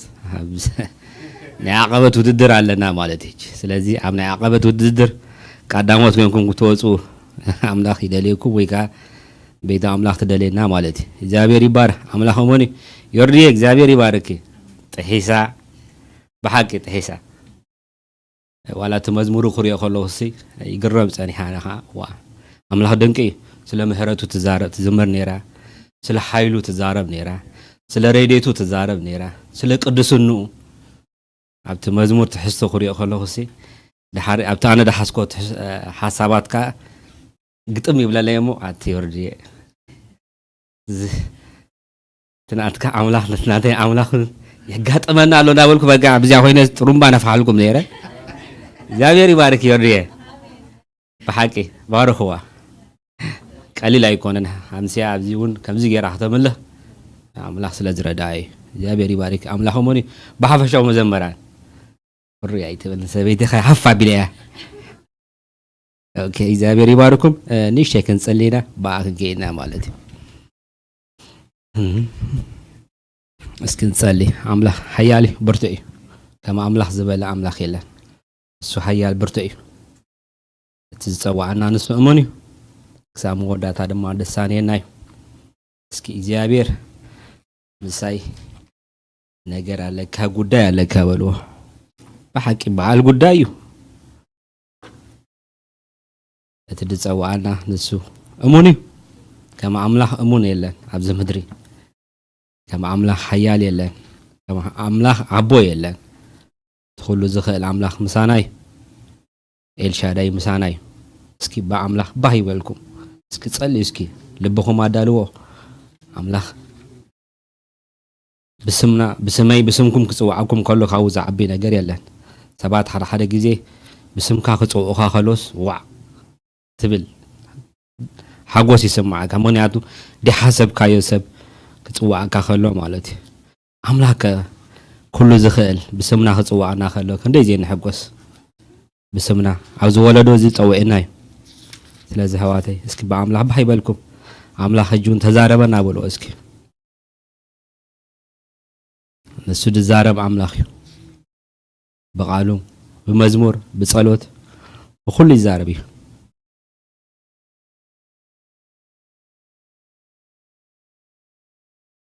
አቦነ ባረከካ አለና ንስኻ ብልዕል ኩሉ ጻድቕ ስለዝኾንካ ተባረኽ تزلخو ايه زلخو زبلكا حجون بهلاونتك اما اكلنا سلازلخا كبرنا هبكا لنا عبو كما خازبل يلن حجون بقالكا غيركا تصنعنا عنا زدخمه هيوتنا ون كتبرتعو كنغيولو زغبا كنغوي كنغدفو زغبانا دما كنغدف نزي زبن زي خنفلط عمنا حدنا دما تحغاغزنا نابتي كم بصح نخل كم بصح نسخا كدغفنا صلي الله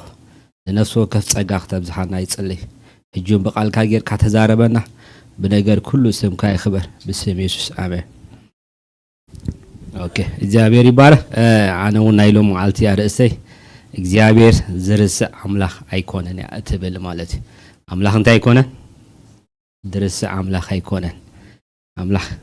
ረሳይ አምላኽ አይኮና እንደሐዝና እስኪ መናሎ ሀባትኩም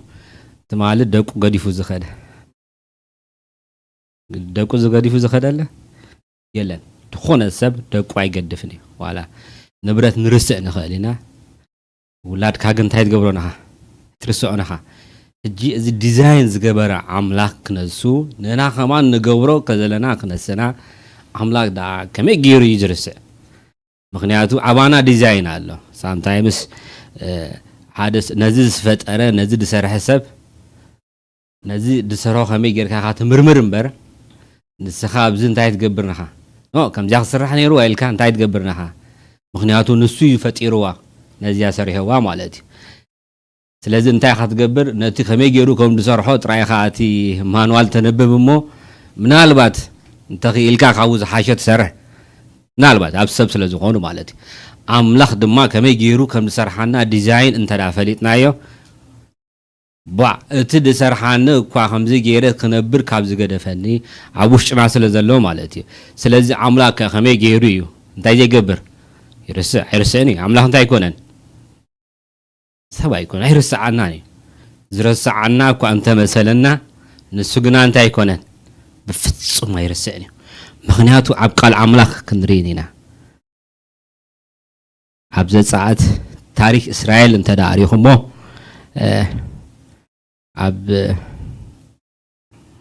عبد ساعات 4 إسرائيل كلتن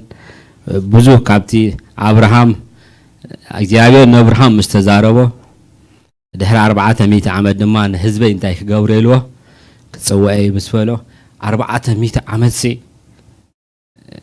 አምላኽ ረሲዕዎም ይመስል 400 ዓመት ምናልባት አንደ ኣብቲ ወለዶ እንተዚ ሓደ ወለዶ ክንዲ ዓመት እኳ እንተዚ ግን ብሚቲ ንውሰዶ ብሚቲ ዓመት ሓደ ወለዶ ነበሎ ክንዲ ወለዶ ሓሊፈሎ ማለት 4 ወለዶ ሓሊፈሎ ስለዚ ኢማጂን ሓደ ወለዶ ተመጀመርታ ነትቤት ዮሴፍ ዝፈልጥ ዝነበረ መንግስቲ ወይ ድማ ፈርዖንሲ ደሓና አነባበሮ ዮሴፍ ከሎሲ ጽሙ ነይሮም ዮሴፍ ምስ ሓለፈ ድማ ዮሴፍ ዘይፈልጥ መንግስቲ ድማ እንታይ ገበረ ዝብል መጻ ይብል ብድሕሪኡ እንታይ ኮይኖም 400 ዓመት ኣምንታይ ከም ዝነበሩ እቲ ታሪክ የርየና ስለዚ እንታይ ይመስል ዝረስዖም ይዝመስል ምክንያቱ ሓደ ወለዶ ክሓልፍ ከሎ ብስቃይ ብባርነት ብዝተፈላለየ ነገር ክሓልፍ ከሎ ነቲ ዝሕልፎ ወለዶ ክላ ኣምላኽ ረሲዕና እዩ ዝብሎ እቲ እውን ከምኡ ይዝብል እውን ከምኡ ይዝብል ነገር ግና ኣብ ግዚኡ ኣብ ሰዓቱ እቲ ዘይርስዕ ኣምላኽ ንሱ እንታይ እዩ ኣሙን እዩ ስለዚ ህዝቢ ኣምላኽ ዝረስዓካ ኣይኮነን ኣምላኽ ዝርስዕ ኣምላኽ ኣይኮነን ስለዚ ኣምላኽ ክርስዓና ዘይኽእል ሓደ ነገር ውልዱ ስለዝኾና እዩ ውልዱ ኢና ምክንያቱ ኣብ ዘፀዓት 422 ንፈርዖን እንታይ ኢልዎ ንሙሴ ክልእኾ ከሎ ናብ ፈርዖን ኣብ ቤት ፈርዖን ኪድ እሞ እንታይ ኢልዎ ንህዝበይ እንታይ ክገብር ፈርዖን ድማ ክትብሎ ኢኻ እግዚኣብሔር ከምዚ ይብል ኣሎ እስራኤል እንታይ እዩ በኹሪ ወደይ እዩ እሱ እንታይ እዩ በኹሪ ወደይ እዩ ስለዚ እንታይ ግበሮ ደፎ ለቐቆ ምንታይ ክገብረኒ ከገልግለኒ ከምልኸኒ እንታይ ግበሮ ስለዚ ን400 ዓመት ዝተረስዐ ነገራት ድሕሪ 400 ዓመት ክንደይ ወለዶ 4 ወለዶ ብ100 ምናልባት ወለዶ ብክንደይ ይድመር ንሪና ማለት እዩ ኢማጂን ኣምላኽ እንታይ ይገብርኒ ውልዱ ስለዝኾና ህዝቡ ስለዝኾና ዝተበጀወና ስለዝኾነ ስለዚ እግዚአብሔር ኩሉ ዝኽእል ክነሱ እንታይ እዩ እስእኒ ብዝተፈላለየ መልክዕ ውልደይ ይብለና እዩ ኣብ ቃል ኣምላኽ ውልደይ ይብለና ህዝበይ ይብለና ናተይ ይብለና ገንዘበይ ይብለና ምክንያቱ ከምዛ ዝበልክኹም ውልድኩም እንታይ ትገብሩንኹም ኣይትርስዑንኹም ምናልባት ዝርስዕ ሰብ ተልዩ ተሕክምና ካኣትሎ ማለት እዩ ቀዳማይ ዜና ይርኢ ነይረሲ ኣም ሾክ ኮይነ ውላዳ ጓል እስኪ 18 ትኸውን እያ 18 ወርሒ እጂ ገዲፋቶ ን10 መዓልቲ ኣብዚ ኣብ ስቴት እያ 10 መዓልትስ ምስ ኣርካ ቫኬሽን ወፅያ ኣፅያቶ ንሓንቲ ቆልዓ ጓል 18 ወርሒ ማለት እዩ ድሕሪ 10 መዓልቲ እያ መፅያ እጂ ኢማጂን ሰው ውላድካስ ኣብ ገዛ ዓፂኻ ሳይኪ ድሕሪ 9 መዓልቲ ምስ ተመለሰሲ ታቆልዓሲ ብፅምዕ ማይ ብብኽያትሲ ልክ ታሻዓይቲ መዓልቲ ሳህ ክትመፅእ ታቆልዓን ክትከይን ሓደ ኮይኑ ማለት እዩ ኣመሳሲላ ሽኡ ከም ካልእ ሽኡ ከም ሓደጋ ከም ዝመፀ ጌራ ምስ ሓበረት መርሚሮም ምስ ረኸብዋ ከም ዝገሸት ኩሉ ዶኩመንታት ስለ ዝፀንሐ ጅረዮ ትምርሳዕት ናይ ሰብ ማለት እዩ እጂ ምናልባት ሳብቲ ኣተኣቱ ኣለዋ ማለት እዩ እጂ እንታይ ክብል ደልየ እግዚአብሔር ሲ እንታይ ይኮነን ሰብ ኣይኮነን ዓደ ከማን ንውሉዳ ከምዚ ጌራ ካብ ዝረስዐት እዚ ሕጂ ፍሉይ ሰባት ምናልባት ናይ ኣእምሮ ሽግር ከሉ ይኽእልን እዩ ይጋጥም ይኽእል እዩ ሕጂ ብዙ ነገር ንሓልፎ ነገር ኣለና ብዙ መገዲ ንሓልፎ ኣምላኽ ዝረስዖ ነገር ዝመስል ነገር ኣምላኽ እንታይ ይገብርኒ ኣይረስዕኒ ምክንያቱ ገንዘበይ ስለ ዝበለ ውሉደይ ስለ ዝብል ስለዚ እንታይ ክብል ደልየ ኣምላኽ ዝርስዕ ኣይኮነን ዘይርስዓካ ምክንያት ናትካ ገንዘበይ ስለ ዝብል ውሉደይ ስለ ዝብል ማለት ስለዚ ዋታይ እቲ ናትና ነገር ኣምላኽ ኣይርስዖንካ እዩ ኣብ ሰዓቱ ኣብ ግዚኡ ዓባይ እኳ እንተ ዘይተፈፀመ ኣብቲ ናተይ ግዜ እንተ ዘይተፈፀመ ኣብ ውሉደይ ክፍፀም እዩ እግዚአብሔር ንሕዝብና ዝዓትዎ መብፅዓ ኣምላኽ ክፍፅሞ እዩ ምናልባት ንህና እንተ ዘይራናዮ ካደ ክርዮ እዩ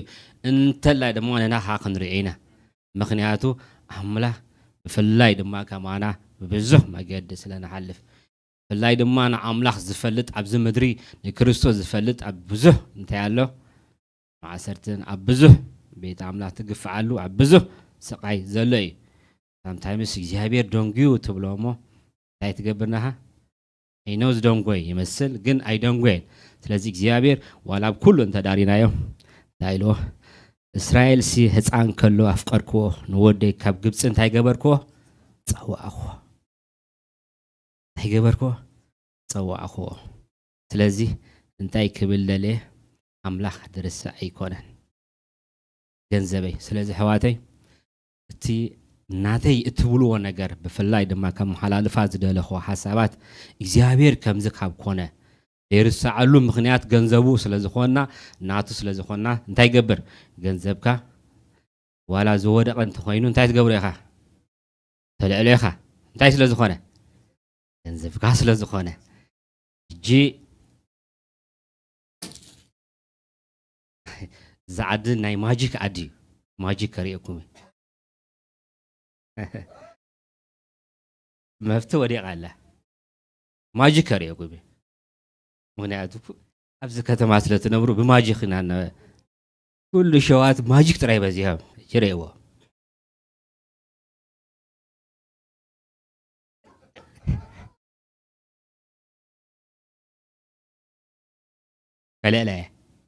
ከለላ Thank you. Haji. على إلهي ونا بعله.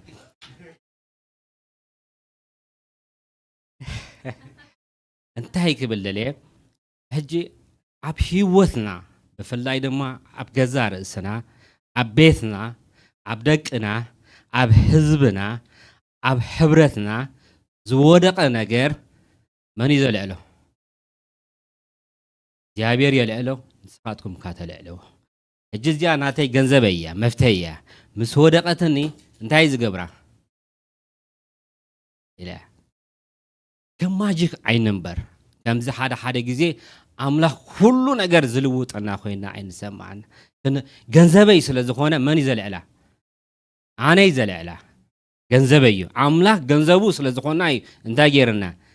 على لنا كبارنا انتهي جيرنا أو سينا ولدي يلو ገንዘበይ ይብለና ናተይ ይብል ምክንያቱ እንታይ ስለዝኾና ዋንነት ስለዘለናይ እዚያ መፍትንት ያለኒ ዋና መኒ አኔ ናተያ ገንዘበይ ያዚያ መፍተ እንታይ ይገብር ሃንሳ ክርስትና ማጂክ ከይንገብሮ ከምዚ ዝበልኩኹም ዛዓድ ማጂክ ዝበልናዮ አሎ ኣብዚ ፓላሱ ይኸይድ ከመይ ገይሩ ከም ዝኸይድኩ ሃንሳ ብዙ ማጂካ ስለንርኢ ማለት እዩ ክርስትና ማጂክ አይኮነ ናትና ንብሎ ዝወደቀና ነገራት ናትና ገንዘብና ንብሎ ኮሙኒኬሽንና እንተዳ ወዲቁ ዝምድናናና እንተዳ ወዲቁ ትሕትናና እንተዳ ወዲቁ ገንዘብኩም እዩ አምላኽ ዝሓበኩም ገንዘብ እዩ እንታይ ትገብርዎ ሓደ ግዜ ከምዛ ኢልኩም እንታይ ትገብርዎ ኣይትጸበይዎ ገንዘብኩም ስለዝኾነ ነዚያ ዝወደቀት እንታይ ተድልያ እንታይ ተድልያ ታቲ ለንታይ ከገብራየ ከምዛ ኢለ ከም ማጂክ ተስኽብላ ኣይከእልኒ ሕዋተይ ዝተበላሾ ናትና ነገር ዝወደቀ ነገራት እንታይ ክንገብሮ ክንክል ኣለና ከነተስዖ ክንክል ኣለና በዓልና እንታይ ንግበር ተሳዮ ምክንያቱ ኣብ ቃል ኣምላኽ እንታይ ኢሉ ኣብ ማቴዎስ 10:11 እንታይ ኢልዎ በሎም ከዓ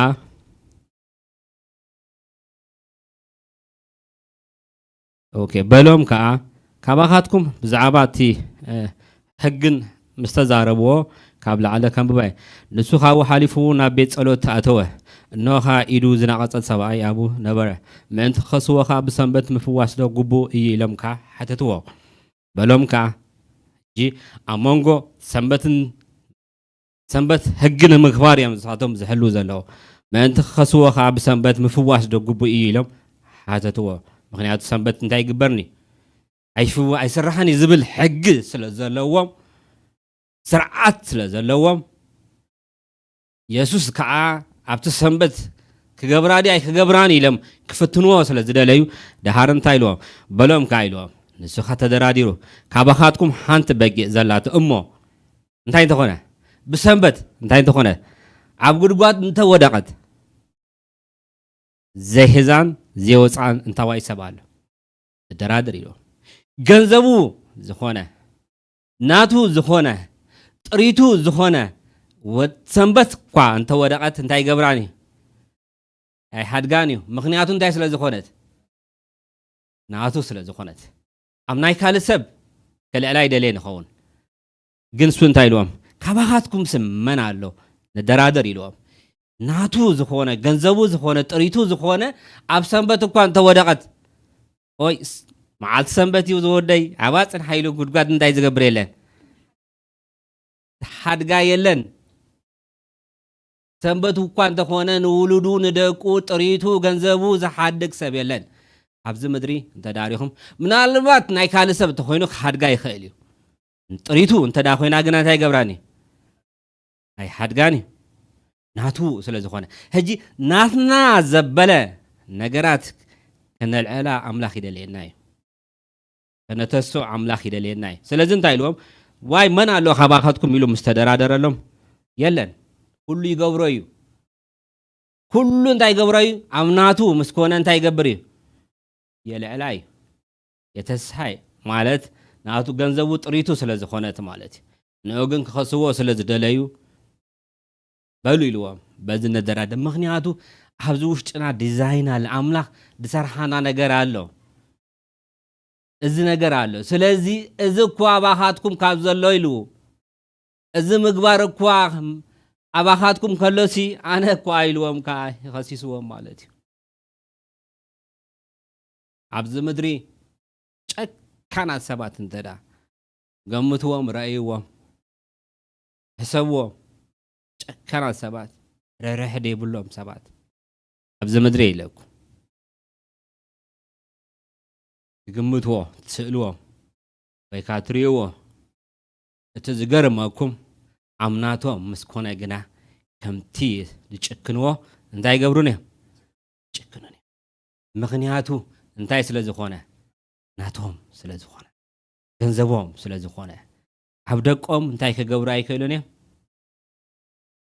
ጭክኑ ኣይክእሉን እዮም ግን ክትሪእዎም ከለኹም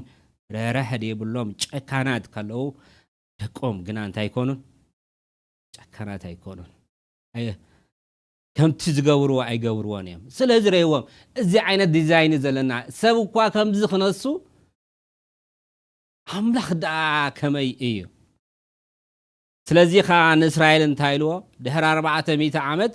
ንሙሴ ምስ ለኣኾ ንህዝበይ ኣብ ቅድሚ ፈርዖን ኪድሞ ንህዝበይ እስራኤል እንታይ ግበሮ ንውልደይ እንታይ ግበሮ ከገልግለኒ ግደፎ ሕደጎ ኣዋተይ ብሙሉእ ክንዓምኖ ዝግባኣና ክንርድኦ ዝግባኣና ኣምላኽ እንታይ ክገብር እዩ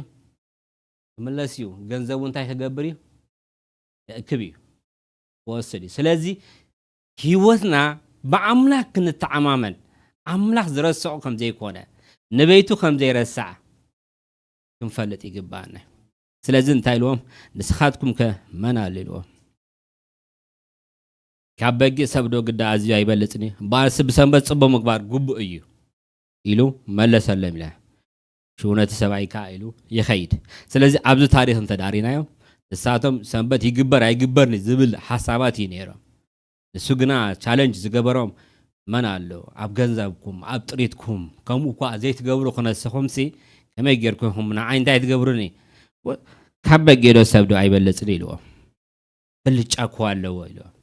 نبغي أقوى كنزي فالت هوا كابكم سبوا سنبت صبوا مكبار كعجبو إلو يخدم تلازم تايلو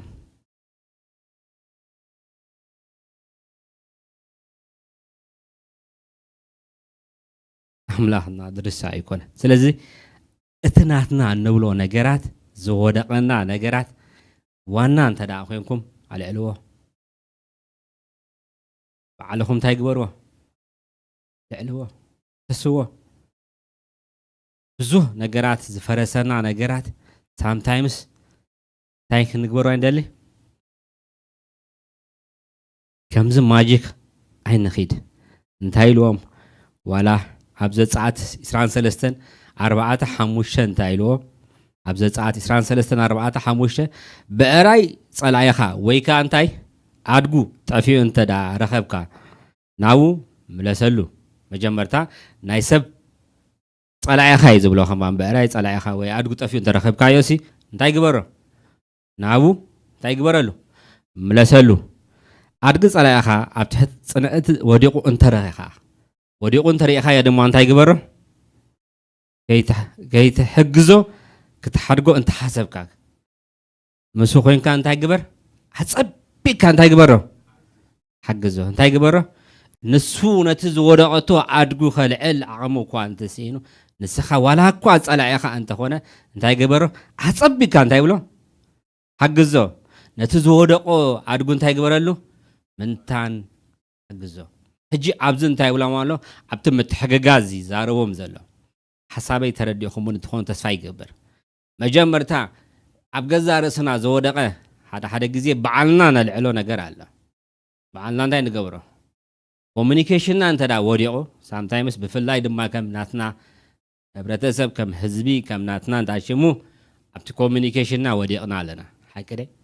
ኮሙኒኬሽንና ወይ ካቲ ቲ እንካን ሓባን ንብለሉ ነገራት ዝወደቀና ሕጂ ዝወደቀና ነገራት እስክራይዎ ኣብ ህይወትኩም እንታይ ወዲቆሎ ኣብ ቤትኩም እንታይ ወዲቆሎ ኣብ ሕብረትኩም እንታይ ወዲቆሎ እዚ ነገር እዚ ምስ ወደቀ እንተ ዳዕሪኹሞ ገንዘብኩም እንተ ዳ ኮይኑ በሓቂ ይብለኩም ኣለኹ እቲ ዝወደቀኩም ገንዘብኩም እንተ ዳ ኮይኑ እንታይ ግበርዎ አልዕልዎ እሱ እንታይ ስለ ዝኾነ ገንዘብኩም ስለ ዝኾነ አሞንጎ ኮሙኒኬሽን እንተ ዳ ወዲቁ አሞንጎይና አሞንጎ ዮርዳን እንታይ ትገብሮለዋ ባዓላ እንታይ ትገብሮላ ከተልዕ ኣነው እንታይ ትገብሮለኒ نختلعلو انتاي ديدليكاي همزا زبلكم ماجيكاي تخيدو انتاي تغبرو بماجيكاي تلعلوا نسات حتبل نابلكا نتزودقا عمونغين عمونغوا زلو كومونيكيشن انت دا وديقو سات حتبل نابلكا انتاي تغبر ገንዘበይ ስለዝኾነ እንታይ ይገብር ትሕቲለ እንታይ ይገብራ ነታ ዝወደቀት ንብረተይ አሞንጎይን አሞንጓ ዝወደቀ ርክብና እንታይ ይገብራ ለለ ምክንያቱ እንታይ ስለዝኾነ ገንዘበይ ስለዝኾነ ተዋተይ ክንደይ ጠፊና ኣሎ ክንደይ ወዲቅና ኣሎ ኣብ ቤትና ክንደይ ወዲቆሎ ኣብ ህይወትና ክንደይ ወዲቆሎ ኣብ ሕብረትና ክንደይ ወዲቆሎ ከምዛ ዝበልኩም አሞንጎ ተዘራሪብካ ተፈትሖ ነገራት ወዲቅና ክነሱ እንታይ ንገብሮ ንሱ የልዕላ ንስኻ ተልዕላ ትብል እሞ በቃ ከማጂ ሓደ መዓልቲ ከእርየልካ እንታይ ትፅበዮ ማጂክ ትፅበይ መፂ በዓሉ ክስርሓልካ ኖ እንታይ ንግበር ወሪድና እንታይ ንግበሮ ተልዕላ ኣብ ደቅና እንተዳ ዝወደቀና ነገር እንተዳ ሓልዩ እንታይ ንግበረሉ ስለዚህ እንታይ ኢልዎም ንስኻትኩም እኳ ክነስኹም ክፉዓት ክነስኹም ካኢልዎምካ በቲ ሓደ በኩል ፎሲ ክዛረቦም ከሎ ስለ ፎሲ ክዛረብ ከሎ ሓደ ቃል ተዛሪብዎ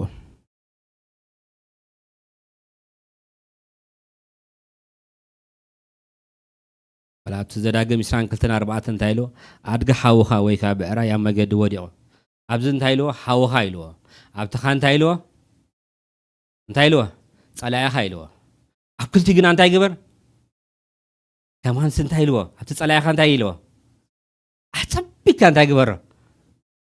ኣጸቢካ ምክንያቱ ውድቀት ናይ ጸላይና ኣይትጸበይዎ ኣምላኽ ዲዛይን ኣይገበረናን ትክክለኛ ናይ አምላኽ ደዕዝዞ ነገራት ሳምታይምስ ጸላይኻ ወይካ መባዓስትኻ እንታይ ትገብሮ ሎሞ ወደቀት ጽባ ወደቀት ወማ ነፈሰት እንዳበ ከጽበያ አሁን ታይሎ ግን አድግ ጸላይኻ እንተዳ ወዲቆ ሪኢኻዮ እንታይ ትገብሮ አጸቢካ እንታይ ትገብሮ ኩሉ ሓይልኻ ካብቲ ዝግባእካ ንላዕሊ እንታይ ትገብሮ ሓግዞ ተህቲልካ ሓግዞ ነው ውድቀቱ ኣይትጸበይ ባሰይ ኮና ይትበል እዚ ኣእምሮ ክሕልወና ኣምላኽ ይደልየና ስለዚህ ከማን አምሪሩ ተዛሪቦም ኣብታ ዘዳግም ግና ሓውኻ እዩ ዝብሎ ኣብታ ዘዳግም ታይሎ ኣድጋ ሓውኻ ወይኻ በራይ ኣብ መገዲ ወዲቑ እንተሪእኻዮ ምስ ኮይንካ ንምትንሱ ሓግዞ እምበር ካብ ውስጥ እንታይ ይግበር ሓባ ህይወት ፍልል ምክንያቱ ንጸላኣትና ክንፍቅር ስለ ዝደልየና እዩ ነቲዮም ንረግሙኹም ክንምረቕ ነቲዮም ንሰጉና ክንምረቕ ነቲዮም ክፉእ ዳሓስበልካ ሰብ ምሱ ክትምረቕ ኣምላኽ ይደልየና ምክንያቱ ወዲቑ እንተሪእኻዮ እንታይ ትግበረሉ ሓግዞ ንምሕጋዙ ድማ እንታይ ትግበር ኣብዘኻ እንታይ ኢልዎ ሓውኻ ዓምነን ንሕድካ ሓውኻ ዘለዎ ነገራት እንታይ ኢልዎ ነገራቱ ወዲቑ እንተዳሪኻዮ ዋተይ ናተይ ነገራት ወዲቑ እንተዳሪኹሞ ሓወይ እንታይ ክገብር ክኽእል ኣለዎ ወይ እንታይ ገብር ኣለዎ ሕግዘን ኣለዎ ኣማን እንታይ ክገብር ኣለዎ ምክንያቱ ሓው ስለ ዝኾንኩ መዋርስቱ ስለ ዝኾንኩ ብክርስቶስ እንታይ ኢና መዋርስቲና ሕዋቲና ምክንያቱ ክርስቶስ እንታይ ኢልዎ መዋርስተ ይብለና ሕዋተ ይብለና ምሽ ሕዋቲና ብመን ብክርስቶስ እንታይ ኢና ሕዋቲና ስለዚ ነዚ ማይንድ ክህልወና ኣምላኽ ይደልየና እዩ ኣብ መንጎና ዘሎ ምትሕግጋዝ ውድቀት ናይ ሓውኻ ውድቀት ናይቲ ሓንቲ ገዛ ውድቀትካ ምዃኑ እንታይ ይግበር እመነሉ ናይ ደቅና ሙዳእ እቲ ሓንቲ ስድራ ጾር ክኾና ከሎ ሓጊዝዎ እተሓጋገዝ ማለት እዩ ስለዚ ኣብቲ ሓንቲ ቤት ዝፈረሰት ሓውኻ ቤት ነገራቱ ዝወደቐቶ ነገራት እንተዳሪኻ እንታይ ትግበር ወይ ወዳበይ ክስቶዳ ሰሚዕኻ ዶ ወዶም እኮ ስለሚዱ ኣሎ ካብዚ ኤሌና ስለቲ ሓደ ስድራ ቤት ዝወደቐ መንእሰያት እንታይ ትግበሩሉ እንተኽኢልኩም ምሶም ኮይንኩም እንታይ ግበርዎም እንግፅሎም እንተኽኢልኩም ድማ ኣነ እንታይ ክገብር ይኽእል እየ ንዑ ክሕግዞ ዝኽእልሲ እንታይ ክገብር ይኽእል እየ በልዎ ምክንያቱ ህይወት ብምትሕግጋዝ እያ ትኸይድ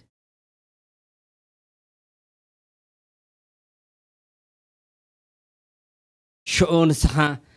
ነዛ ቤተሰብያ ተሳቅያ ዘላ ስድራ ላይ ድማ ኣብ ደቅና ፍላይ ኣብዛ ዓደ ትሪኦ ከለካ ብዙ ነገራት ማለት እዩ እንታይ ትጸበይዎ ኣይንጸበየሉ ስለዚ እንታይ ኢልዎ ኣድጋ ሓውኻ እንተዳ ወዲቑ ሪኢኻዮ ብዕራይ መገዲ ወዲቑ እንተሪኢኻዮ ምስ ኮይንካ እንታይ ግበረሉ ንምትንሱ ሓግዞ እስኪ حجز يبلو بحساب حجزوا بجنزب حجزوا بمخرح حجزوا نمن نتحوخا هو يتفعكم كا تتسألعكم كا تصبيكم يلكم الله نتحوخا صار لما بيلوا أي خمان نتحوها يتقدفوا يلوز أو خاطر مغنياتو عوشنا زلو ديزاين عوشنا زلو كفاءات فلتي ስለዝኾነ እዩ ኮይ ንጸል ኣኻ እንታ ከተጽበዮ ውድቀት ኢኻ ተጽበዮ ማዓስ ወደቀ ኢኻ ትብል ማዓስ ጠፈ ኢኻ ትብል እዋይ ዝኻብዛ ተዝጠፋ ኣለይ ትብል ምንታ እንታ ክትገብር ኮርሶ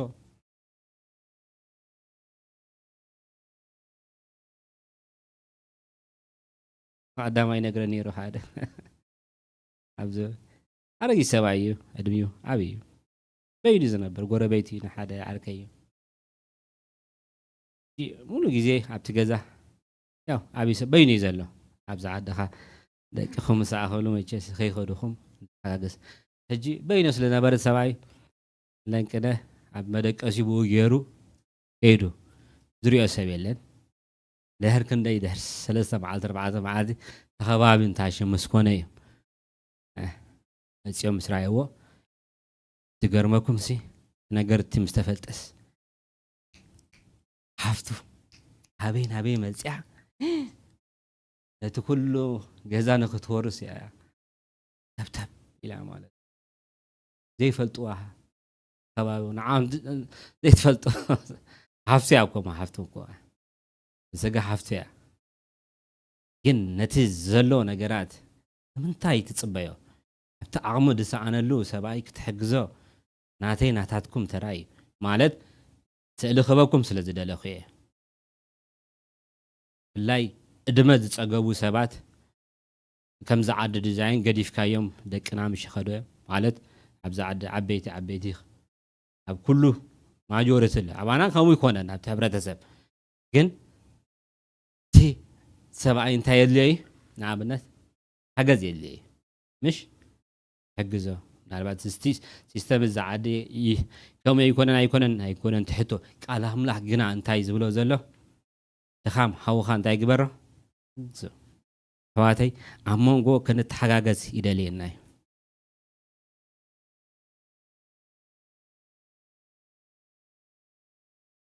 ሮርሓት ንኹን ስለዚ እቲ ዝወደቐ ናይ ሓውኻ ንብረትካ ምዃኑ ቁጠባ ናይ ሓውኻ ናይ ሓፍትኻ ቁጠባ ምውዳቓ ንኣኻ እንታይ ምዃኑ እንታይ እዩ ናይ ሩታ ቁጠባ ምውዳቕ ንዓይ ውድቀተይ ምዃኑ ክንርዳእ ኣምላኽ ይደልየና እዩ ኣነ እንታይ ክሕግዝ በዚ ነገር እዚስ ኣነስ እንታይ ተራ ኣለኒ ኣነስ እንታይ ኣስተዋፅኦ ኣለኒ ንሓንቲ ወርህ እንተዳ ከዛ ክራይ ክሽፍን እኮ ይኽእል እየ ትኽእሎ እሊኹም ንኽእል ኢና ምኽንያቱ እንታይ ኢልዎ ብሰንኪ እዚ ነገራት ዝመፅእ ነገራት ስለ ትፈልጥ እንታይ ትገብር ደው ትብል እጂ ክንጠማመት ክንርኢ ኣምላኽ ይደለየና እዩ ስለዚ ብክልቲኡ እንታይ የብልናን መውፅእ የብልናን ብምንታይ የብልናን መውፅእ ኤግዚት ዝበሃል የለን ኣብ ህይወትና ኣብ ክርስትና እንታይ የለን ኤግዚት የለን ምክንያቱ ምሳዓተኻያ በዚ ሓውኻ ፀንሓካ ነቲ ሓውኻ ሓግዞ ብለካ ኣለኹ በዚ ፀላኢኻ ፀንሓካ በዚ ክትወፅእ ትደሊ በፀላኢኻ ምስከድካ ፀላኢኻ ብፀንሓካ ነውና ፀቢቅ ክሓግዞ እንታይ የለን ማለት እዩ በዚ እንተኸድካ ሓውኻ እዩ በዚ ፀላኢኻ እዩ ስለዚ ብክልቲኡ እንታይ ገይርዎም ሕዝ ኣቢልዎም ሕዋተይ ነገራትና ክንተሓጋገዝ ኣምላኽ ይደልየና እዩ ስለዚ ዋላ ኣብቲ ፈውሲ ክዛረብ ከሎ ብዛዕባ ፈውሲ ንስኻትኩም ክፉኣት ክነስኹም ኢልዎም ኣብ ሉቃስ ንስኻትኩም ክፉኣት ክነስኹም ንደቅኹም ፅቡቅ ምግባር ካፈተኹም ኢልዎም ብዛዕባ ፈውሲ ክዛረብ ከሎ ፍውስ ኣይትፍእጂ እሳቶም ኣብ ምንታይ እዮም ዘለዉ ኣብቲ ስርዓት ሕጊ እዮም ዘለዉ ነቲ ሕጊ ይትግብሮ ዶ ኣይትግብሮን እዩ ዘሎ ትሕቶ ንሱ ግና እንታይ ኢልዎም ንስኻትኩም እኳ ክፉኣት ክነስኹም ንደቅኹም እንታይ ምግባር ፅቡቅ ምግባር ካፈተኹም መን ኣሎ ካባኻትኩም ኢሉኻ እንታይ ገብሮም ኣሎ ቻለንጅ ይገብሮ ኣሎ መን ኣሎ ካባኻትኩም ወዱ ባን እንተለመኖ እንታይ ዘቦ እምነት ዝህቦ መን ኣሎ እስኪ መን ኣሎ ክፉዓት ክነስኹም ኢሉ እንታይ ገይርዎም ኣሎ ቻለንጅ ሰብ ክፉ ከምታ እንቶ ይዝበልክኹም ክፉ ክነሱ ጨካን ክነሱ ኣብ ደቁ ግና እንታይ ኣይኮነን ጨካን ኣይኮነን ስለዚ እንታይ ኢልዎም ንስኻትኩም ክፉዓት ክነስኹም ንደቅኹም ፅቡቅ ምግባር ካፈተኹም ኢልዎም ስለዚ መን ኣለው ንወራረድ ኢልዎም መን ኣለው ንውልዱ ባኒ ሓቲትዎ እምኒ ዝህቦ መን ኣለው ካባኻትኩም ስለዚ የለን ከምኡ ዝገብር እንታይ የለን ስለዚ እንተዚ የለዳ እንታይ ተሓቶን ኢልዎም ስለዚ እንታይ ኢልዎም ክፉዓት ክነስኹም ኢልዎም ክፉዓት ዘለና ክነስናሲ እዚ ፅቡቅ ምግባር ካብ ፈተና እዚ ፅቡቅ ምግባር ዓቕሚ ካብ ዘለና ኣነዳ ኢልዎም ነዚያ ክትፍወስ ነዚያ ጓል ኣብርሃም ክትፍወስ ያለዎ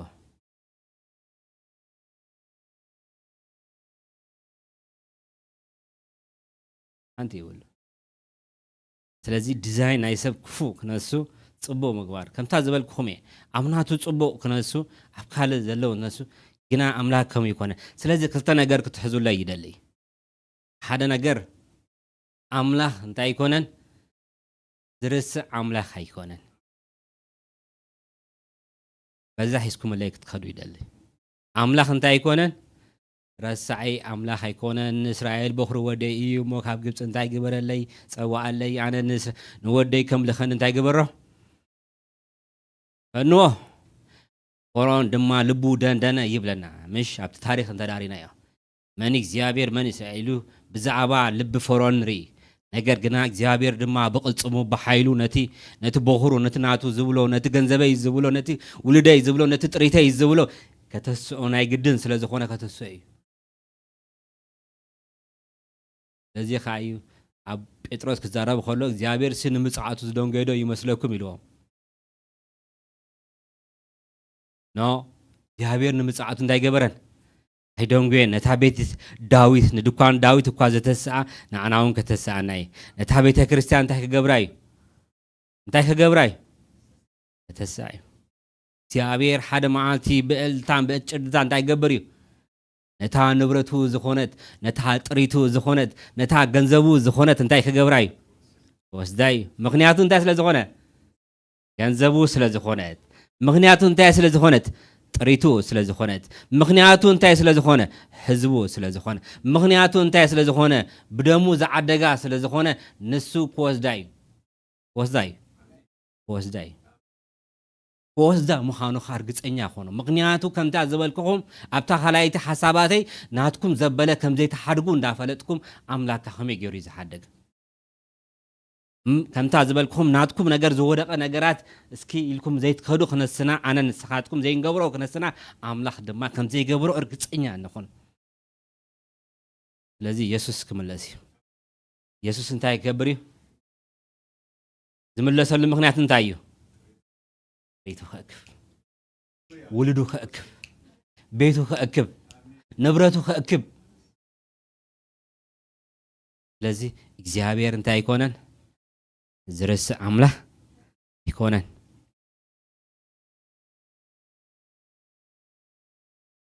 ስለዚ ንእስራኤል ህፃን ከሎ ኣፍቀርክዎ ኢልዎ ንወደይ ድማ እንታይ ገበርክዎ ካብ ግብፂ ፀዋዕኽዎ ኣምላኽ ኣይረስዕኒ በዚ ነገር ክትሕዝሎ ይደሊ እግዚአብሔር እንታይ ገበርኒ ከእክበና እዩ ሓደ መዓልቲ ሓደ ሰዓት ሓደ ግዜ ንህና ኣብ ዘይተጸበናዮ ግዜ ንሱ ንመን ንጥሪቱ እንታይ ከገብር እዩ ከእክብ እዩ ስለዚ ኣብ ተኣትወሉ ኣብ ተወፅኡሉ ኣብ ንነብረሉ ኣብ ንሰርሓሉ ሰዓት ኣነ ጥሪት ኣምላኽ ስለ ዝኾነ ንሱ ሓደ መዓልቲ ከእክበኒ ይበልዎ ሓደ መዓልቲ ክጽውዓኒ ስለዚ ተስፋይ ብኣምላኽ እዩ ምክንያቱ ናቱ ስለ ዝኾነ ከምታ ዝበልክኹም ገዲፍካዮ ጥሪትካ እንታይ ትገብርናኻ ውልድካ ገዲፍካዮ ከይንኻ ዋላ ማርያምን ዮሴፍን ንወዶም ወዳ 12 ዓመት ረሲኦም ምሽ ምስኹም ዘሎ ፈሊጦም እዮም ድሕሪ 3 መዓልቲ ምስ ከዱስ ረሲኦም እዮም ኣረ ዝክር ኣቢሎም ታይገሮም ዘከሩ ወዶም ከም ዘየለ ዘከሩ ጠፋና ንብረትና ወድና እንታይ ኮይኑሎ انت سخف كخيل واخون سخف كخ انا ناخ قدي فلك نسيسي زي تهزي ولا صحه لا صحه ورغت بزخ لها قال بعد كم زين نورو اكيد هذا حاجه كيسي شوبينغ خير كلو دقي طفئ يقولني انا يقول انا شو الى مخدو يسباي ነገር ከሐምዛ ዝብልኩም سخف كخ حسابك زي مزجم قالوا زي هون صاحا زي تهلو هذا بلاد نبرتها سلا زخونه ناتا انتاي كبرالنا ناي محاز ناي محلاو تخيلو علينا سلازي ناتكم زبل انتاي كبروا لالو تسوا فواتي حبيتكم تقدامي انتاي لكم الله እግዚአብሔር ንህዝቡ ከም ዘረስዕ በዚያ ክድምድም ላይ አይደል ተኸላይተ ሐሳበይ ግና ናባሃትኩም ዝወደቀ ነገራት ባዕልኹም እንታይ ግበሮ ምክንያቱ እንታይ ስለ ዝኾነ ኣሞንጎ ኺና ኣሞንጎ ደሱ እንታይ ኣሎ ንብረት ኣለኩም ምሽ ብሰላም ናይ መንባር እንታይ ኣለኩም ሓላፍነት ንብረትኪ እዩ ምሽ ውልድኩም እንታይ እዩ ንብረትኪ እዩ ስለዚ ኣሞንጎኹም እንታይ ትግበሩ ኣተሰዩ ንብረትኪ ዝወደቀ ነገር ኣብ ቤትክ እንተዳሃልዩ እንታይ ግበር እዩ እንታይ የድልዮ ማለት እዩ ንምትሳ እንታይ የድልዮ عبيد من يخيلا خيلا جناي خيلا مخنياته نخنك إلى خاص أجاس لزحابنا هايلس لزحابنا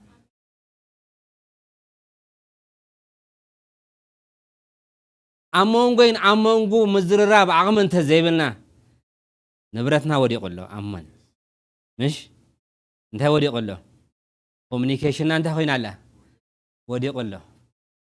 كم زودق نبرتي كم زودق انت را فليت انت يقبر تا نبرتي كلا إلالني أمان انتاي نقبر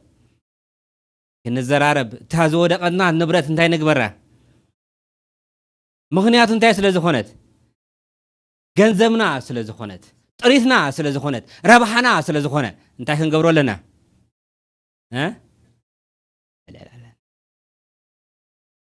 سخل إله تقبري واي أماني كوف كتب ليها أنا وانتاي كقبري قبلي دفراتي نخون فينا أبي هوتنا نزمزم أبي هوتنا قم نقبر عبيتنا قم نقبر عبدك أنا بحضرنا قم نقبر وفي الناس عبيتي انتاي ودي قلو بلو أب حداري انتاي ودي قلو بلو عبدك أي انتاي ودي قلو بلو أب ركبي انتاي ودي قلو بلو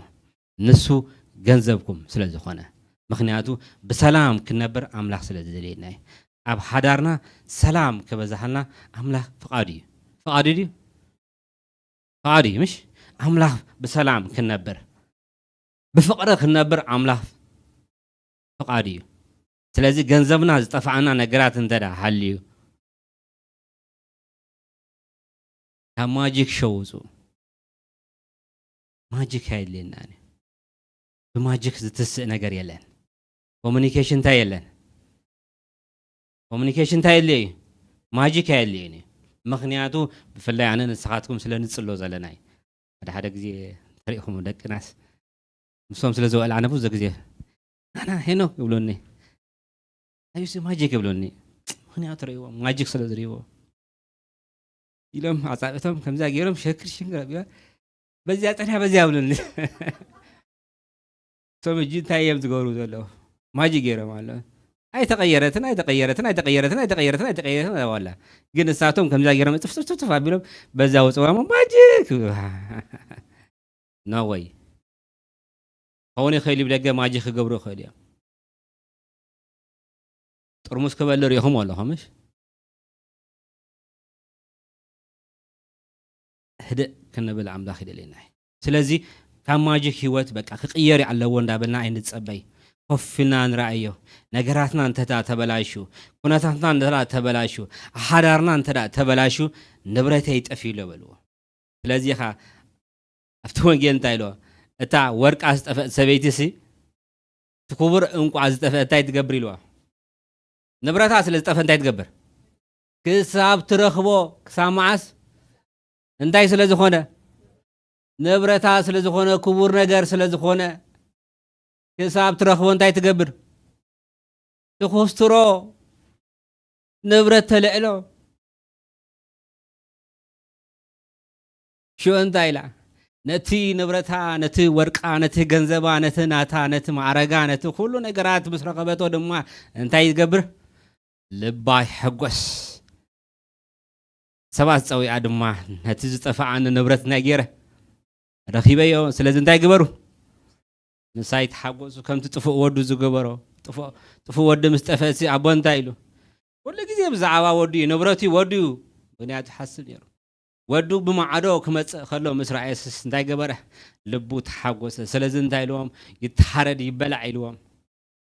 سايت حقوس اتطفو زنبره وديناتي ገንዘበይ حلالي زخونه ነገራት ንሱ እንታይ ገይሩሎ ካብቲ ዝጠፍኦ ስለ ተመለሰ ናብ ቤቱ ስለ ተመለሰስ መሳይ እንታይ ገበሩ ሓጎሱ ዋተይ ነቲ ዝጠፍዓና ንብረት እንታይ ንግበረሉ በክልተ ነገራት ክነልዕሎ ኢና በምንታይ በክልተ ቀዳማይ በይንኻ ተልዕሎ እንተዳ ኮይንካ እንታይ ግበሮ هلا بينك أنت لا تدخل أخوينك تجبر له تلك لا ካልኣይ ነገርካ እንታይ ኢልዎ ሓገዝ ዘድልየካ እንተ ዳ ኮይኑ እንታይ ገይሮ ሃውኻ ኮይንካ እንታይ ግበሮ ሚስጥር ሓወይ ሓገዝ ክሕግዞ ኢለ ከይደ ነቱ እንታይ ትግበርዎ ካልኣይ ደርቢ ኣሎ ሓራይ ዓይን ደርቢ ኣሎ ክሕግዞ ከይደሲ ካልእ ጾር ሓደ ግዜ ፈልጢኹምሽ ሕግዝ ከይድካስ ዝገደደ ከተልዕል ከይድካስ እንታይ ትገብሮ ካልእ ደርቢ ካሉ ትኸይድ እሞ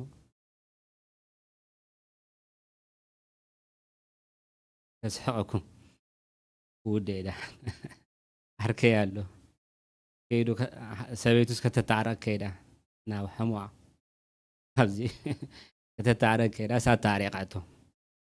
ቀይራቶ ሓዳራት ታዕሪቓቶ ከይዳ ከይዳስ ከምዚ ኢላስ ከተታዕረቖም ከይዳ ከተታዕረቕ ደይኮነስ ንሳ እንተ ኮይና መፅያ ካልእ ሰብ ተቐይራ መፅያ ዝኸደቶ ከተታዕረቕ እያ ንሳ ግን ካልእ ኮይና መፅያ ናብ ቤታ መፅያስ ኣለሎ እዚ ሳሎን ኣለሎ እዚ ሻሕኒ ኣለሎ እዚ ቴሌቭዥን እዚ ኩሉ ንብረት ይቀይር ኢላቶ ተታዕረቕ ከይድክስ እንደገና መሊስክን ዓይ እንታይ ጌርክን ኢሎ ለሒዝክለ ይመፅእ እንታይ ክብል ደልየ ክትሕግዙ እንተ ደኣ ከይድኩም እንታይ ትግበሩ ካልእ ሒዝኩም ኣይትምፁ ሓውና ኮይና እንታይ ንግበረሉ ሓገዘ ስለዚ እንታይ ይብላ ኣለኹ ኣብዚአን ክልተ ነገራት ሃውኻ ኣድጉ ወዲቑ እንተረኸብካ ምስ እንታይ ግበረሉ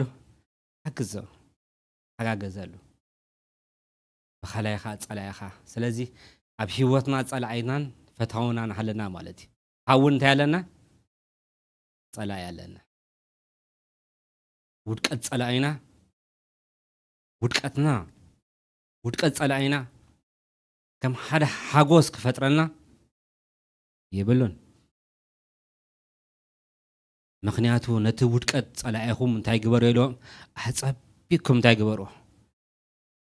ምክንያቱ ኣጸቢካ ንጸላይኻ እንተ ደሓጊስካዮስ ኣብ ልዕሊ እንታይ ኢኻ ትገብር ዘለኻ ፍቅሪኻ ትዘርብ ኣብ ልዕሊኻ ፍርዲኻ ትወርብ ዘለኻ ምክንያቱ ሲ ንጸላይኻ ምፍቃር ማለት እንታይ ኢልዎ ቃል ኣምላኽ ንጸላእዩ ዝፍቅር ነሱ እንታይ ኢልዎ ወረሓዊ እንታይ ገብረሉ ኣሎ ምክንያቱ ንጸላእኻ ምፍቃር ማለት ንኡ እንታይ ምግባር እዩ ኣበይ ድቃስ ዘይብሉ እዩ ዝሓድር ሽዑ እዚስ ኣነ እንዳጸላእኽዎ ሲ ከመይ ገይሩ ከምዚያ ገይሩኒ ኢሉ እንታይ ዝገብር ድቃስ ዘይብሉ እዩ ዝሓድር ስለዚ ስለዝፈልጥ እንታይ ግበርዎ ኣብ ሂወትኩም ጸላእት ኣለኩም ጸላእትኩም ግና ቃል ኣምላኽ እንታይ ይብላ ኣሎ ምስ ኮይንኩም ሓግዝዎ ኣይትጸበይዎ ሓረር ኣይትበሉ ሃውኹም ካለኩም መዋርስቲ ኣለኩም ሓደ ግዜ ከምዛ ዝበልክኹም ኣብ ቤትካ ሰበይቲ ንሰባያ ውድቀታት ትጽበዮ ሰባይ ንሰበይቲ ውድቀቱ ይጽበዮ ምናልባት ኣብ መንጎ ዘሎ ነገራት ክሕሉ ስለ ዝኽእል ማለት እዩ ቃል ኣምላኽ ግና ከምኡ ኣይኮነን እንታይ ይበሉ ንብረተይ ዝጠፍአ ባዕለይ ከልዕለ ይበሉ ገንዘበይ ዝኾነ ናተይ ባዕለይ ከልዕለ ይበሉ ብሕብረት እንተ ደኣ ኮይኑ ሓደ ግዜ ብምዝርራብ ምስ ሓዳርካ እንታይ ትገብሮ ኢኻ ነቲ ዝወደቐ ንብረት ከልዕለ ኢኻ ኣሕዋተይ ኣብ ቤትና ኣብ ደቅና ኣብ ሕብረትና ዝወደቐ ነገራት እንተ ደኣ ሪና ሓቢርና ነልዕል ወይ ካብ በዓልና እንታይ ነግበረሉ ንዓ ሰበይቲ ይበል እታ ጠረጴዛ ኮይና ስለዚ ዝወደቐና ነገራት ብዙሕ ኣሎ ኣነ ክሪኦ ከለኹስ ኣብቲ ኮሚኒኬሽናስ ብጣዕሚ ዝወደቐና ነገር በቃ ንእሽተይ ክትዘራረብ እንታይ ይብልካ ዓቕሚ ትስእን ክብርታት እዙ ክብርታትና ክንሪኦ ባህልታትና ክንሪኦ ኣምላኽ ንዓና ክንኮኖ ዝደልየና ንብረት ዝሓበና ነገር ኣሎ ብሰላም ክነብር ቤትና ብፍቕሪ ክነብር ደቅና ብጽቡቕ ክዓብዩ ገንዘብና እውን ረሓፅና እውን ገንዘብና ብጽቡቕ ነገራት ክወድቕ ኣምላኽ يدلينا سلازي زودقكم نبرت بزي مودي قالا ودي أخلا يترأيوه مغنياتو انتهي بلا لهو اتهازو ودقت مليسا ختودقك اتهازو ودقت انتهي تقبرك مليسا تودقك لو مزو ودقت كاتباو مليسا ختودقك بس هنكن اي مزرراب عقمنا انتهي تقبرنا كالو ودقت تمصعنا بزم كالو تودقت ودقدو بعابي خز خودقو واي زودقنا زلو سلامنتاي نغرات زودق زلو نبرتنا مخانو سلازي فلتنا ترايو از خودقو دو بعل ገንዘብ ብዙሕ ወፂዋ ኸብል ሕጂ ለዛ ኸወድቃ ክስበር እያ ሰበሮ ክሰወይ ኸወድቃ ሰበር ምክንያቱ ካብዚ ዝዓበይ ዓቤትና እኮ ዝወድቕ ነገር ኣሎ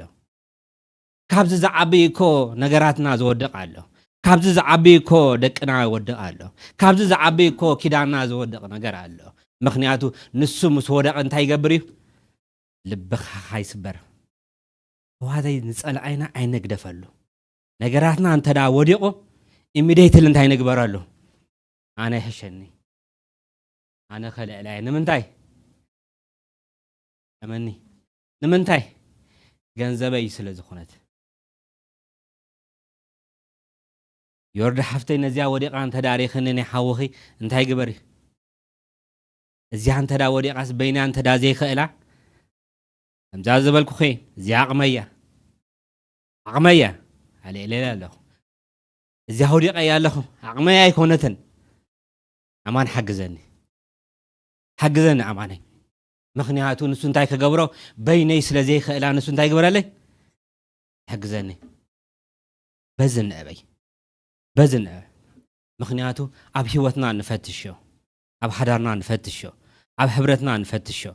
شو نغرات سلازي انت يلن مالتي زي موداق يلن موداق الله ات موداقو غنا موداقو طراي كونن قصالنتو موداقو دي كونس متسو طراي حيلو مخنياتو نت زودق خلعله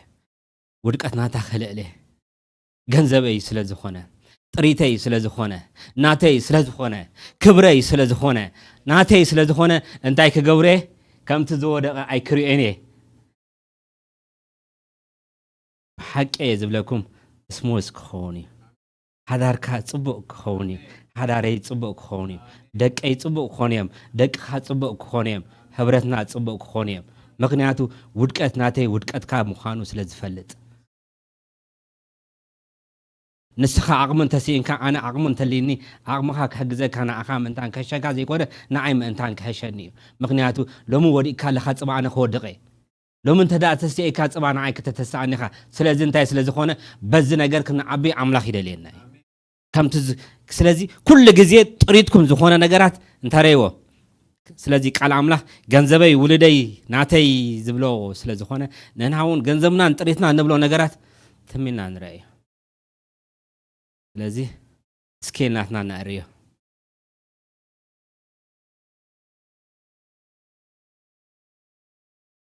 مش لايفنا تري ودهم في له خير حد مالتي خريمو وانت خوينو تبل وهذا حوي نبرتنا تفعل هايله نبرتنا تفعل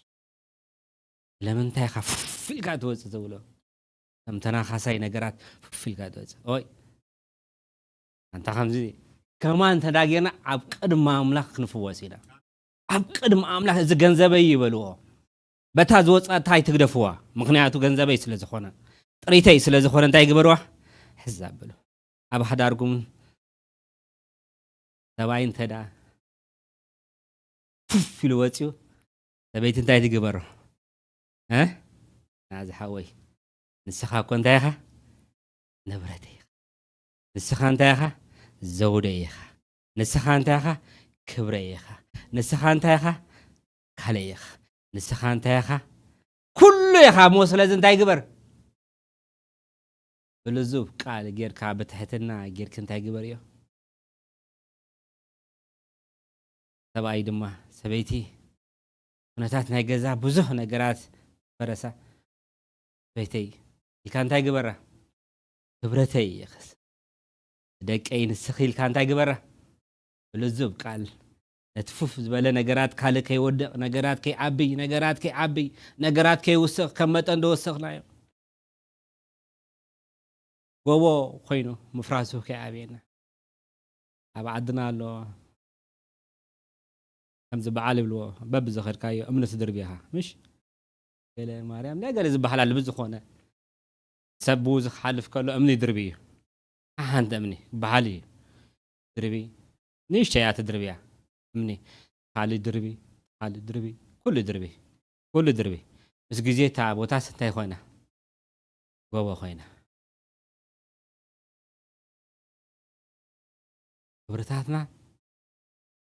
ጥሪትና ነገራትና ወዲቑ ጽባ ኣብዮ ክኸወለ ከይስእን ብሽዓና እንታይ ነግበረሉ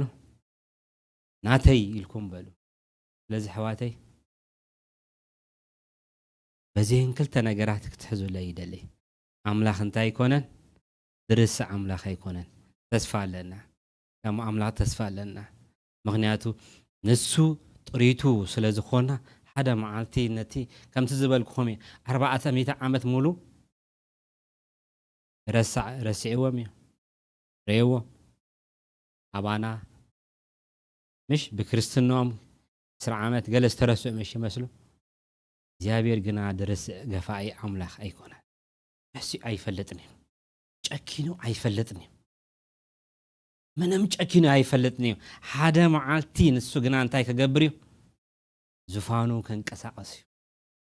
ህዝበይ ኢልዎ ውልደይ በኩረይ ስለዝኾነ ንእስራኤል እንታይ ግበረሉ ከምልኸኒ ግደፎ ምክንያቱ ጥሪተይ ስለዝኾነ ገንዘበይ ስለዝኾነ እንታይ ግበሮ ስለዚ አምላኽና بكلون حلفو نجارات أملاخ درس أملاخ أيكونه بس تسفى نجبر نعت خنوز هايلكم أمنوان أمركم أنا تريت أملاخ يبلو أنا ولد أملاخ يبلو أنا كوان ولدي كجدف كم زي الأسخا نزي ديزاين سلز جبر كالي نسخاون عي كم زي تقدر فنين تاي جبر له بقى خاي تعمامنا له خبلو بتسخت حلفيه غودناتات نسو انا كانت حلفه غودناتات زردو كابكمكو نسخا قداك እንደዚህ ትርዶ ኢልኩም ታይግበሮ በአምላኩም እምነት ይሃሉ ምክንያቱ ንሱ ዝጸዋዓና እሙን ስለዝኾነ ምክንያቱ አነ ዘይገብሮ ንሱ ከም ዘይገብሮ ስለዝፈልጥ ምክንያቱ አነ ኳረሕሮ ካብ ዝኾንኩ ንሱ እንታይሉና ንስኻትኩም ክፉዓት ክነስኹም ሲ ንደቅኹም ጽቡቕ ምግባር ካፈተኹም ሲልዎም ስለዚህ ጽቡቕ ምግባር አባይ ስለዘሎ አውሉዳይ ጽቡቕ ምግባር ካስላዘሎ ንስኻውን ኣብ ለእለይ ጽቡቕ ምግባር ትኽእል ኢኻ በልዎ ጽቡቕ ነገር ምግባር ይኽእል እዩ ዝተበተነ ነገራት ስኻ ተእክበል ኢኻ በልዎ ምክንያቱ ናትካ ስለዝኾነ ንብረተይ ወዲቑ ትሚለይ ከም ዘሪኦ ይፈልጥ ገንዘበይ ወዲቑ ትሚለይ ከም ዘሪኦ ስለዝፈልጥ ንስኻውን ናተይ ነገር ትምልካ ከም ዘይትረይ ይፈልጥ ይበልዎ ንያቱ ንሱ ስለዝኾነ ለዚ ሕዋተይ በዚ ነገር እዚ ንኣምላኽ ክነቃንዮ እንደሊ ተኣቱ ክትወፁ ክድቅሱ ክሰርሑ ኩሉ ግዜ ንሱ ጥሪት ኣምላኽ ምዃና ነፍለጥ ገንዘቡ ምዃና ነፍለጥ ስለዚ ንሱ ኣብ ሰዓቱን ኣብ ግዜውን እንታይ ክገብር እዩ እንታይ ክገብር እዩ ክእክቦዩ ንብረቱ ክእክብ እዩ ዋተይ ንብረቱ ክእክብ እዩ ስለዚ ኢየሱስ ክምለስ እዩ ኣምላኽ እንታይ ክገብር እዩ ክምለስ እዩ ኢየሱስ ክምለስ እዩ ዝምለሰሉ ምክንያት ሓንትን እያ ንሳ እንታይ እያ ጥሪቱ ስለዝኾነ ገንዘቡ ስለዝኾነ በዚ ህይወት እዚ ክንነብር ኣምላኽ ይደልየና እዩ ብኻልኣይ ደረጃ ኮፍ ኢልኩምካ ቤትኩም ፀብፅቡ ጥሪትኩም ገንዘብኩም ምስ ደቅና ዘለና ኮሙኒኬሽንና ገንዘብና እዩ ገንዘብና ዲ ገንዘብና እዩ ኮፍ ኢልና ምሶም እንታይ ክንገብር ኮሙኒኬሽን ክንገብር ገንዘብና እዩ እዚ ነገር እንተዳጠፊና እንታይ ንበል ገንዘበይ ንብረተይ መልስ ይበሉ ምለስዎ ሽኡ ክምለስ እዩ شو كفيوهم بيتكم بحاجوس دقكم بتصبق دقنا بتصبق كناتنا بتصبق كنرينا مخنياتو من صرت زطفعنا ነገር ምስ መለስናዮ ንሱ እንታይ ኾውኒ ስሙዝ ኾውኒ ንሱ እንታይ ኾውኒ ክልተ ጫፍ ዝነበርና ንብረትና ጠፊ ያላ ሞንጌና ሞንጎኻን ስለዚህ እንታይ ንግበራ ንብረትና ንምለሳ አማን ንምለሳ ቱ ንምለሳ ሁላትና ንምለሳ ምለስዎ እግዚአብሔር ሽክር ረዳናይ አምላክ ይፍቀረናይ አምላክ ይፈትወናይ ስለዚህ በዚህ ነገር እዚ ገድፋልኩም ይደሊ አምላክ አይረስእኒ እግዚአብሔር ገፋይ አምላክ አይኮነን ከምዚ የርስእ ድማ ቃል አምላክ ይዛረብ ቃል አምላክ አጸብቆ ይዛረብ ስለዚህ በዚህ ክንጸናና አምላክ ይደለናይ ይሽተይ ክንጸለይና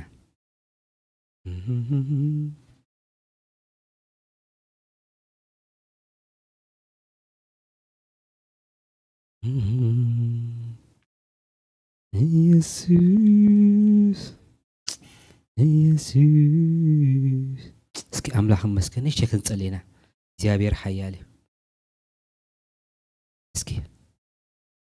خلت ነገር ክንጸለይና ህዋተይ አብ አምላክ ተስፋ አለና ምክንያቱ ጥሪት አምላክ ስለዝኾና ውሉድ አምላክ ስለዝኾና አነ ንስኻትኩም ንጥሪት አምላክ ምዃን ካብኡ ዝዓቢ ነገር የለን ንአምላክ ክትኸውን ካብኡ ዝዓቢ ነገር የለን ስለዚህ እግዚአብሔር ገፋይ አምላክ አይኮነን ለገፋ አምላክ አይኮና ነምልኾ ንሱ አምዶ ግዚኡ ንሱ ክምልስ እዩ በአምላክ ተስፋ ግበሩ በአምላክ እመኑ በአምላክ ባህ ይበልና ምክንያቱ አነ ውልድ አምላክ ይበሉ አነ ውልድ አምላክ ውልድ ስለዝኾንኩ ድማ አቦይ አይ ሓድገንን ይበሉ አነ ጥሪቱ ስለዝኾንኩ ንሱ አይ ሓድገንን ይበሉ ምክንያቱ እቲ ድጸዋዓኒ ውልዶ ክኾን ይጸውዕኒ እቲ ድጸዋዓኒ ጥሪቱ ክኸውን ይጸውዓኒ እቲ ድጸዋዓኒ ንሱ ናቱ ክገብር ይጸውዕኒ ምክንያቱ ንሱ ጸውዖ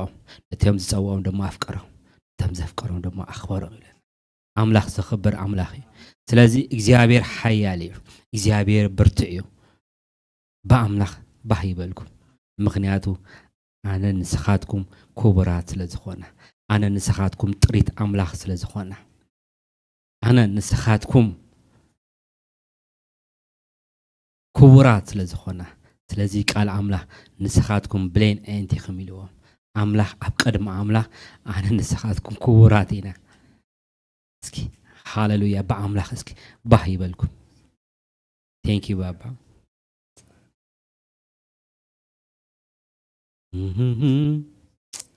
እግዚአብሔር እስኪ ነመስግነካ ለና በሎ ውልድ ስለዝገበርካኒ ጥሪትካ ስለዝገበርካኒ ገንዘብካ ስለዝገበርካኒ ንስኻ ድማ ንገንዘብካ ስለዘይተሓድግ ባረኸካ ለና በሎ በሐቂ በትን ሓልፎ ጎደናታት በትን ኸዶ መገድታት ንሱ ይፈልጥ እዩ ጥሪቱ ስለዝኾና ንሱ ይፈልጥ እዩ ውልዱ ስለዝኾና ንሱ ይፈልጥ እዩ ከመይ ከምና ሓለፍ ይፈልጥ እዩ በልዎ ንአምላክ እቲ ዝሓልፎ መገዲ ንስኻ ትፈልጥ ኢኻ አነ ውልድካ እሞ ከምደይ ተሓድገኒ ይፈልጥ እዩ በልዎ በሐቂ ኣብ ውሽጥኹም እምነት ክዝራእ ኣብ ውሽጥኹም ሓይሊ ክወፅእ እዩ ምክንያቱ ንሱ ከምዚ ሓድገኩም ምስ ፈለጥኩም تبعت كهلوكم تبعتكم كملاسي هاليلويا يسوس اسكي املاخ مسكن اجون كنصلينا اسكي نز املاخ زي اسكي انا ولدك كوني نبل سبات انتلينا اداونا خنال علينا املاخ باره انا ناتك ولدك كون مخنياتو عب قدميخا كبور كون عب قدميخا بوهك خون مغنياتو حواتي عب قدم املاخ محساب ولدو نمخوان كاوز عبي نجر يلن سلازيو اسكي عبيتك منبار حشن نبل ولدك كخون حشن نبل اسكي انت تصلينا كلنا نصلي اداونا كنصلينا اماني تخون اسكي ايدو زلال እግዚአብሔር ይባረክ አብ ቀድም አምላክ አብ ቀድም ጉባኤ ከነእመነና ምክንያቱ ምስ ኣምላኽ ምንባር ይሕሸና ኣምላኽ ጥዑም እዩ ኣምላኽ ሓያል እዩ ውሉዱ ምዃን ካብ ዝዓበይ ነገር የለን ውሉድ ኣምላክ ክንበሃል ከመይ ዝበለ እጫ በፅሓና ኢልዎ ከመይ ዝበለ ዕድል እዩ ኣምላኽ ውሉዶ ክትከውን ንኣምላኽ ውሉዶ ንክትከውን ከመይ ዝበለ ክብሪ እዩ ሕዋተይ ኣብ ቅድሚ ኣምላኽ ክቡራት ክንከውን ኣብ ቅድሚ ኣምላኽ ውሉድ ኣምላክ ክንበሃል እስኪ ንኣምላኽ ዝቕበል ሕጂውን ይቕበለካ ኣለኹ ንበሉ እስኪ ሃሌሉያ ኢየሱስ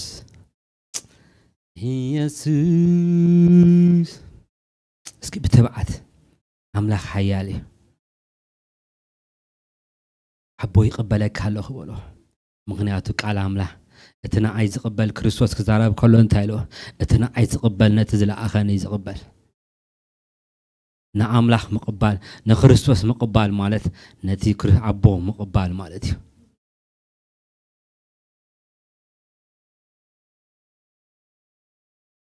ኢየሱስ እስኪ ንኣምላኽ ዝቕበል ሃሌሉያ ዓቦ ውሉድ ክትገብረኒ ይቕበለካ ኣለኹ ንበሉ ሃሌሉያ ኣብ ቅድሚ ኣምላኽ ክቡራት ክንከውን ኣብ ቅድሚ ኣምላኽ ውሉድ ክንከውን ካብኡ ዝዓቢ የለን እግዚአብሔር ድማ ንጥሪቱ ንደቁ ንሱ እንታይ ክገብር እዩ ክእክብ እዩ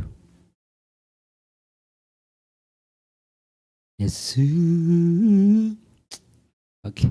እንተዘየለ ሓዝ ብዛዕባ ሓንቲ ክንጸልይና ክንወዲና ዓይኖ ደኺምኩም ኣለኹም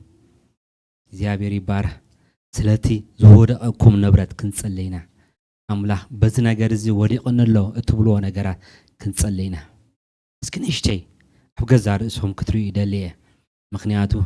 ኣብ ሕብረተይ ኣብ ቤተይ እዚ ነገር እዚ ጠፊእንሎ እትብልዎ ነገራት ሃሌሉያ ቃል እተውሉ ድሕር ደጊም ነዚ ዝወደቐኒ ከልዕሎ ኣነ ቃል ኣትበልዎ ነቲ ዝጠፋኣኒ ነገራት ንብረተይ ዝኾነ ከእክቦ ቃል ኣትበልዎ ሃሌሉያ እግዚአብሔር ድማ ፎስ ክሰድድ እዩ እግዚአብሔር ድማ ክብርታቱ ክገልጽ እዩ ሪናዮ ዘይንፈልጥ ኣብ ቤትና ክንሪና ሪናዮ ዘይንፈልጥ ኣብ ሓዳርና ክንሪና ሪናዮ ዘይንፈልጥ ኣብ ደቅና ክንሪና ኣቦ እስኪ ጸልዩ እስኪ ቃል እተውሉ ኣነ በዚ ነገር እዚ ንብረተይ ጠፊን ለበልዎ እቲ ዝጠፋኣኩም ንብረት ድማ አንድሕር ደጊም ኣነ ክመልሶ ምክንያቱ ነፍስ ወከፍ ሰብ ንገዛ ርእሱ ስለ ዝፈልጥ ነፍስ ወከፍ ሰብ ንቤቱ ስለ ዝፈልጥ ምክንያቱ ኣነ ንስኻትኩም ንነብሩ አነባበራ ከምቲ መጠን ቤትና አጸቢቅና ስለንፈልጥ ሕብረትና አጸቢቅና ስለንፈልጥ ኮሙኒኬሽንና አጸቢቅና ስለንፈልጥ እዚ ነገር እዚ ወዲቕንሎ ድሕር ደጊም ግና ኣነ ብማጂክ ኣይኮንኩን ዝነበር ድሕር ደጊም ግና ኣነ ግና ነቲ ዝወደቐ ትሕቲ ኢለ ከውርዶ ይብልዎም ትሕቲ ኢልኩም እንታን ምክንያቱ ኣብ መንጎና ዝወደቐ ነገራት ትሕቲ ኢልና ከነልዕሎ ኢና ምክንያቱ ሃሌሉያ እስኪ ቃል እተውሉ አቦ በዚ ተዛረብካን ነገራት ዝወደቐ ነገር ኣሎ ድሕር ደጊም ግና ነዚ ነገር ትሚል ኣይክሪኤን ይበልዎ እስኪ ድሕር ደጊም ነዚ ነገር እዚ በዓለይ ከልዕሎ ይበልዎ እንተ ዘይኮይኑ ሓገዝ ክጽውዕ ይበልዎ ሃሌሉያ ብመንጽሩ ድማ ቤትና ዕልልታ ክበዝሕ እዩ ብመንጽሩ ድማ ሓይልና ክሕደስ እዩ ብመንጽሩ ድማ ድምፂ ዕልልታ ኣብ ቤትና ክስማዕ እዩ ሃሌሉያ ብመንጽሩ ድማ ደቅና ኣብ ቅድሜና ክዕንብቡ እዮም ብመንጽሩ ድማ ተግባር አዳውና እግዚአብሔር ክባረኾ እዩ ምንታን ሕሸና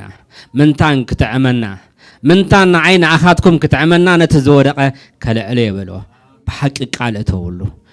እተውሉ ኣምላኸይ ከልዕሎ ይበልዎ ኣነ እኳ ንኸልዕሎ ድማ ትሕት ክብል ይበልዎ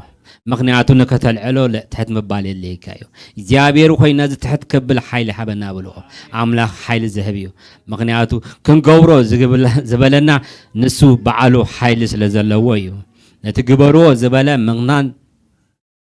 ብገዛ ርእስና ዓቕምና ደይኮነ ንሱ ዓቕሙ ስለ ዘለዎ እዩ ነቲ ንባህሪ ኤርትራ ተሳገር ዝበሎ ከመይ ገይሩ ከም ዝሳገር ንሱ ስለ ዝፈልጥ እዩ ምክንያቱ ኣብ ቅድሚኦም ዘሎ ባሕር ኣሎ ኣብ ቅድሚኦም ዘሎ ቀይ ባሕር ኣሎ ነገር ግና ነቲ ቀይ ባሕር ከንቅጽ ዝኽእል ኣምላኽ ሓይሊ ስለ ዘለዎ እዩ ብሙሴ ሓይሊ ደይኮነ ብገዛ ርእሱ ስለ ዝተዓማመን ስለዚ ነቲ ግበርዎ ዝብለኩም ንሱ ሓይሊ ኣለዎ ንሱ ምትእምማን ኣለዎ በቲ እሱ ስለዚህ ጳውሎስ ሲልዎ በቲ ዝሓበና ሓይሊ ንኹሉ ይኽእል ኢሉ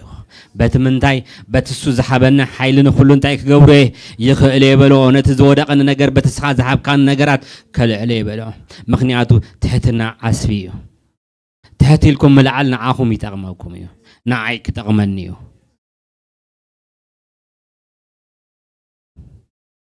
ምክንያቱ ንውድቀት ትዕቢት ንውድቀት ትቀደማ ኢልዎ نخيتلعلا منتان تعبيد انت دا هيدركا ودقات كمصاكا እዩ ودقات كمصان እዩ ودقات كمصان እዩ ስለዚህ ካብ ودقات ክንወጽ ነቲ ዝወደቀና ክብርታትና ነቲ ዝወደቀ ኃይልታትና ነቲ ዝወደቀ ርክባትና ነቲ ዝወደቀ ኮሙኒኬሽንና ክነልዕሎ ይግባአና ሃሌሉያ በዚ ቃልአትኩም ውጹ በዚ ነገር እዚ ነብስኩም ገምግምኩም ውጹ أملاخي فوس من تان كبزح علي عبو سلام من تان كبزح علي عبو لكم تو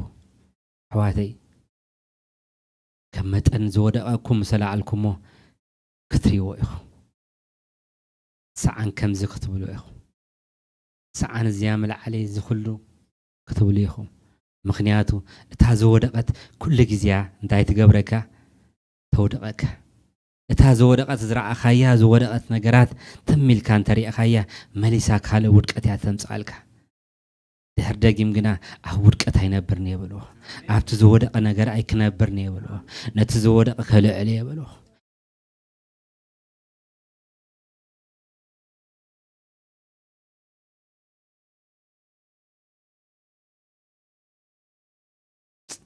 هاليلويا زيابير هوي نبارخك علينا قال كاجركا بتصلو سلا تزاربكا انا نبارخك ابو ابزبن هيوتنا كله كم تزبلكانا تسفانا نباخاجرنا تسخازبلكانا دما كنفصم طببن حيلن كتبنا نصلي علينا ابو عودقت منتان كين نبر اسخ حيل يتقنا انتنا خفت ابو امنن حزنا كندغاغف عودقت حوي انا دو كبل ام مسبرت حفتي انا دو كبل نسخا كتردانا يصلي عليه ابو حجون حساب زي ساعات زي سلازردا خنا تباره يا بيري باركم امان كباركم هاليلويا جابير املاخ يبارك كهينك حوي سنة املاخنا نملخ ننحرحرنا خنتحاحاز اب قدم املاخ تحت كنبل طرح ديكونس اما اكلنا زلو غاب اما اكلنا زلو مفللاي كيغفح انتان تحتنا زمهارنا اغزابير املاخ سنايو اما اكلنا حبرت كهلو اتسود هابنا فقري ننحرنا بمفقار دما املاخنا نغلصلو فقر سوخم دخون خردانا تقودي لنا دلو خنلعل توديقنا دلو خنلعل اغزابير بز ساعات سلا تزارب كانا نمسكنك لنا السخاسنا املاخ مخانكا زبلكايو قال ترسع املاخ عشش ديت بالاملاخ مخانكا دقيم كاس لزمهار كانا نمسكنك لنا حجون امنك لنا اغزابير املاخي كابزا ساعات جميرنا واغزابير املاخي يعنقفن زبل خيهلو تدودق نخلعل تناتي ذبلو نبرت كأكب እግዚአብሔር አምላኬ ኃይል ከተበኒ ጸጋ ከተብዛሐኒ ናዓይ ነሕዋቴን በዚ ሰዓት እግዚአብሔር አምላኬ መልስና ንእመነካለና ናይ ሓወይ ውድቀት ናተይ ውድቀት ከም ድኾነ ወእግዚአብሔር አምላኬ ሓሊፈ ክጸንሕ ትሕት ክብል ምእንታን ክድግፍ ወደይኮንስ ካብ ውድቀቱ ከተስኦ ኃይል ክትኮኖ እግዚአብሔር አበይ ባይ ክትጥቀም ናዓይ ድማ ንቅድሚት ክኸይድ نحواتي نقدميت كمصو እግዚአብሔር አበይ ትገብር ስለደለኻ ኣብ ልብናውን ስለደቀመጥከ ይመስገነካ ኣለኹ እዚ ቃልካ ያው ቃል እግዚአብሔር አምላኬ ፍቅር ምዃንካ ተኣሚና ከም ደፍቀርካና ክንርዳ ጥራሕ ደይኮነስ እትስኻ ፍቅር ምዃንካ ንገልጸሉ ድማ ኣብቲ ውሽጥና ተቀመጥካዮ ፍቅሪ በኣና ክወጽእ ወይታ ደግፈና እግዚአብሔር አምላኽ ነመስግነካ ኣለና ባሪኽካና ኢኻ نزل برخت ما እግዚአብሔር አበይ ንኻልኦት ክንጥቀም ንኻልኦት ድማ ክንበርኽ ከነባርኽ ኣብ ውሽጥና ዘሎ በረኸት ክወጽም እንታን ጸጋህ ክበጽሓልና ጽልይ ኣለኹ እግዚአብሔር አምላኽ ይባርኽኩም ብሩኻቲኹም ንበረኸት ኩኑ ናይ እግዚአብሔር ቅዱስ እግዚአብሔር አምላኽና በትደፍቀረና ፍቅሪ ነንሕድሕድና ክንፋቀር ስለ ዘገበረና ፍቅሪ እግዚአብሔር ኣብ ውሽጥኩም ይብዛሕ ነንሕድሕድኩም ክትፋቀሩ ድማ ጸጋ ይብዛሓልኩም ናይ እግዚአብሔር አምላኽ ጸጋን ፍቅርን ናይ ክርስቶስ ኢየሱስ ጸጋ ሰላምን ናይ መንፈስ ቅዱስ ሓድነትን ሕብረትን ምስ ኩልሃና ይኹን ብሩኻቲኹም ተባረኹ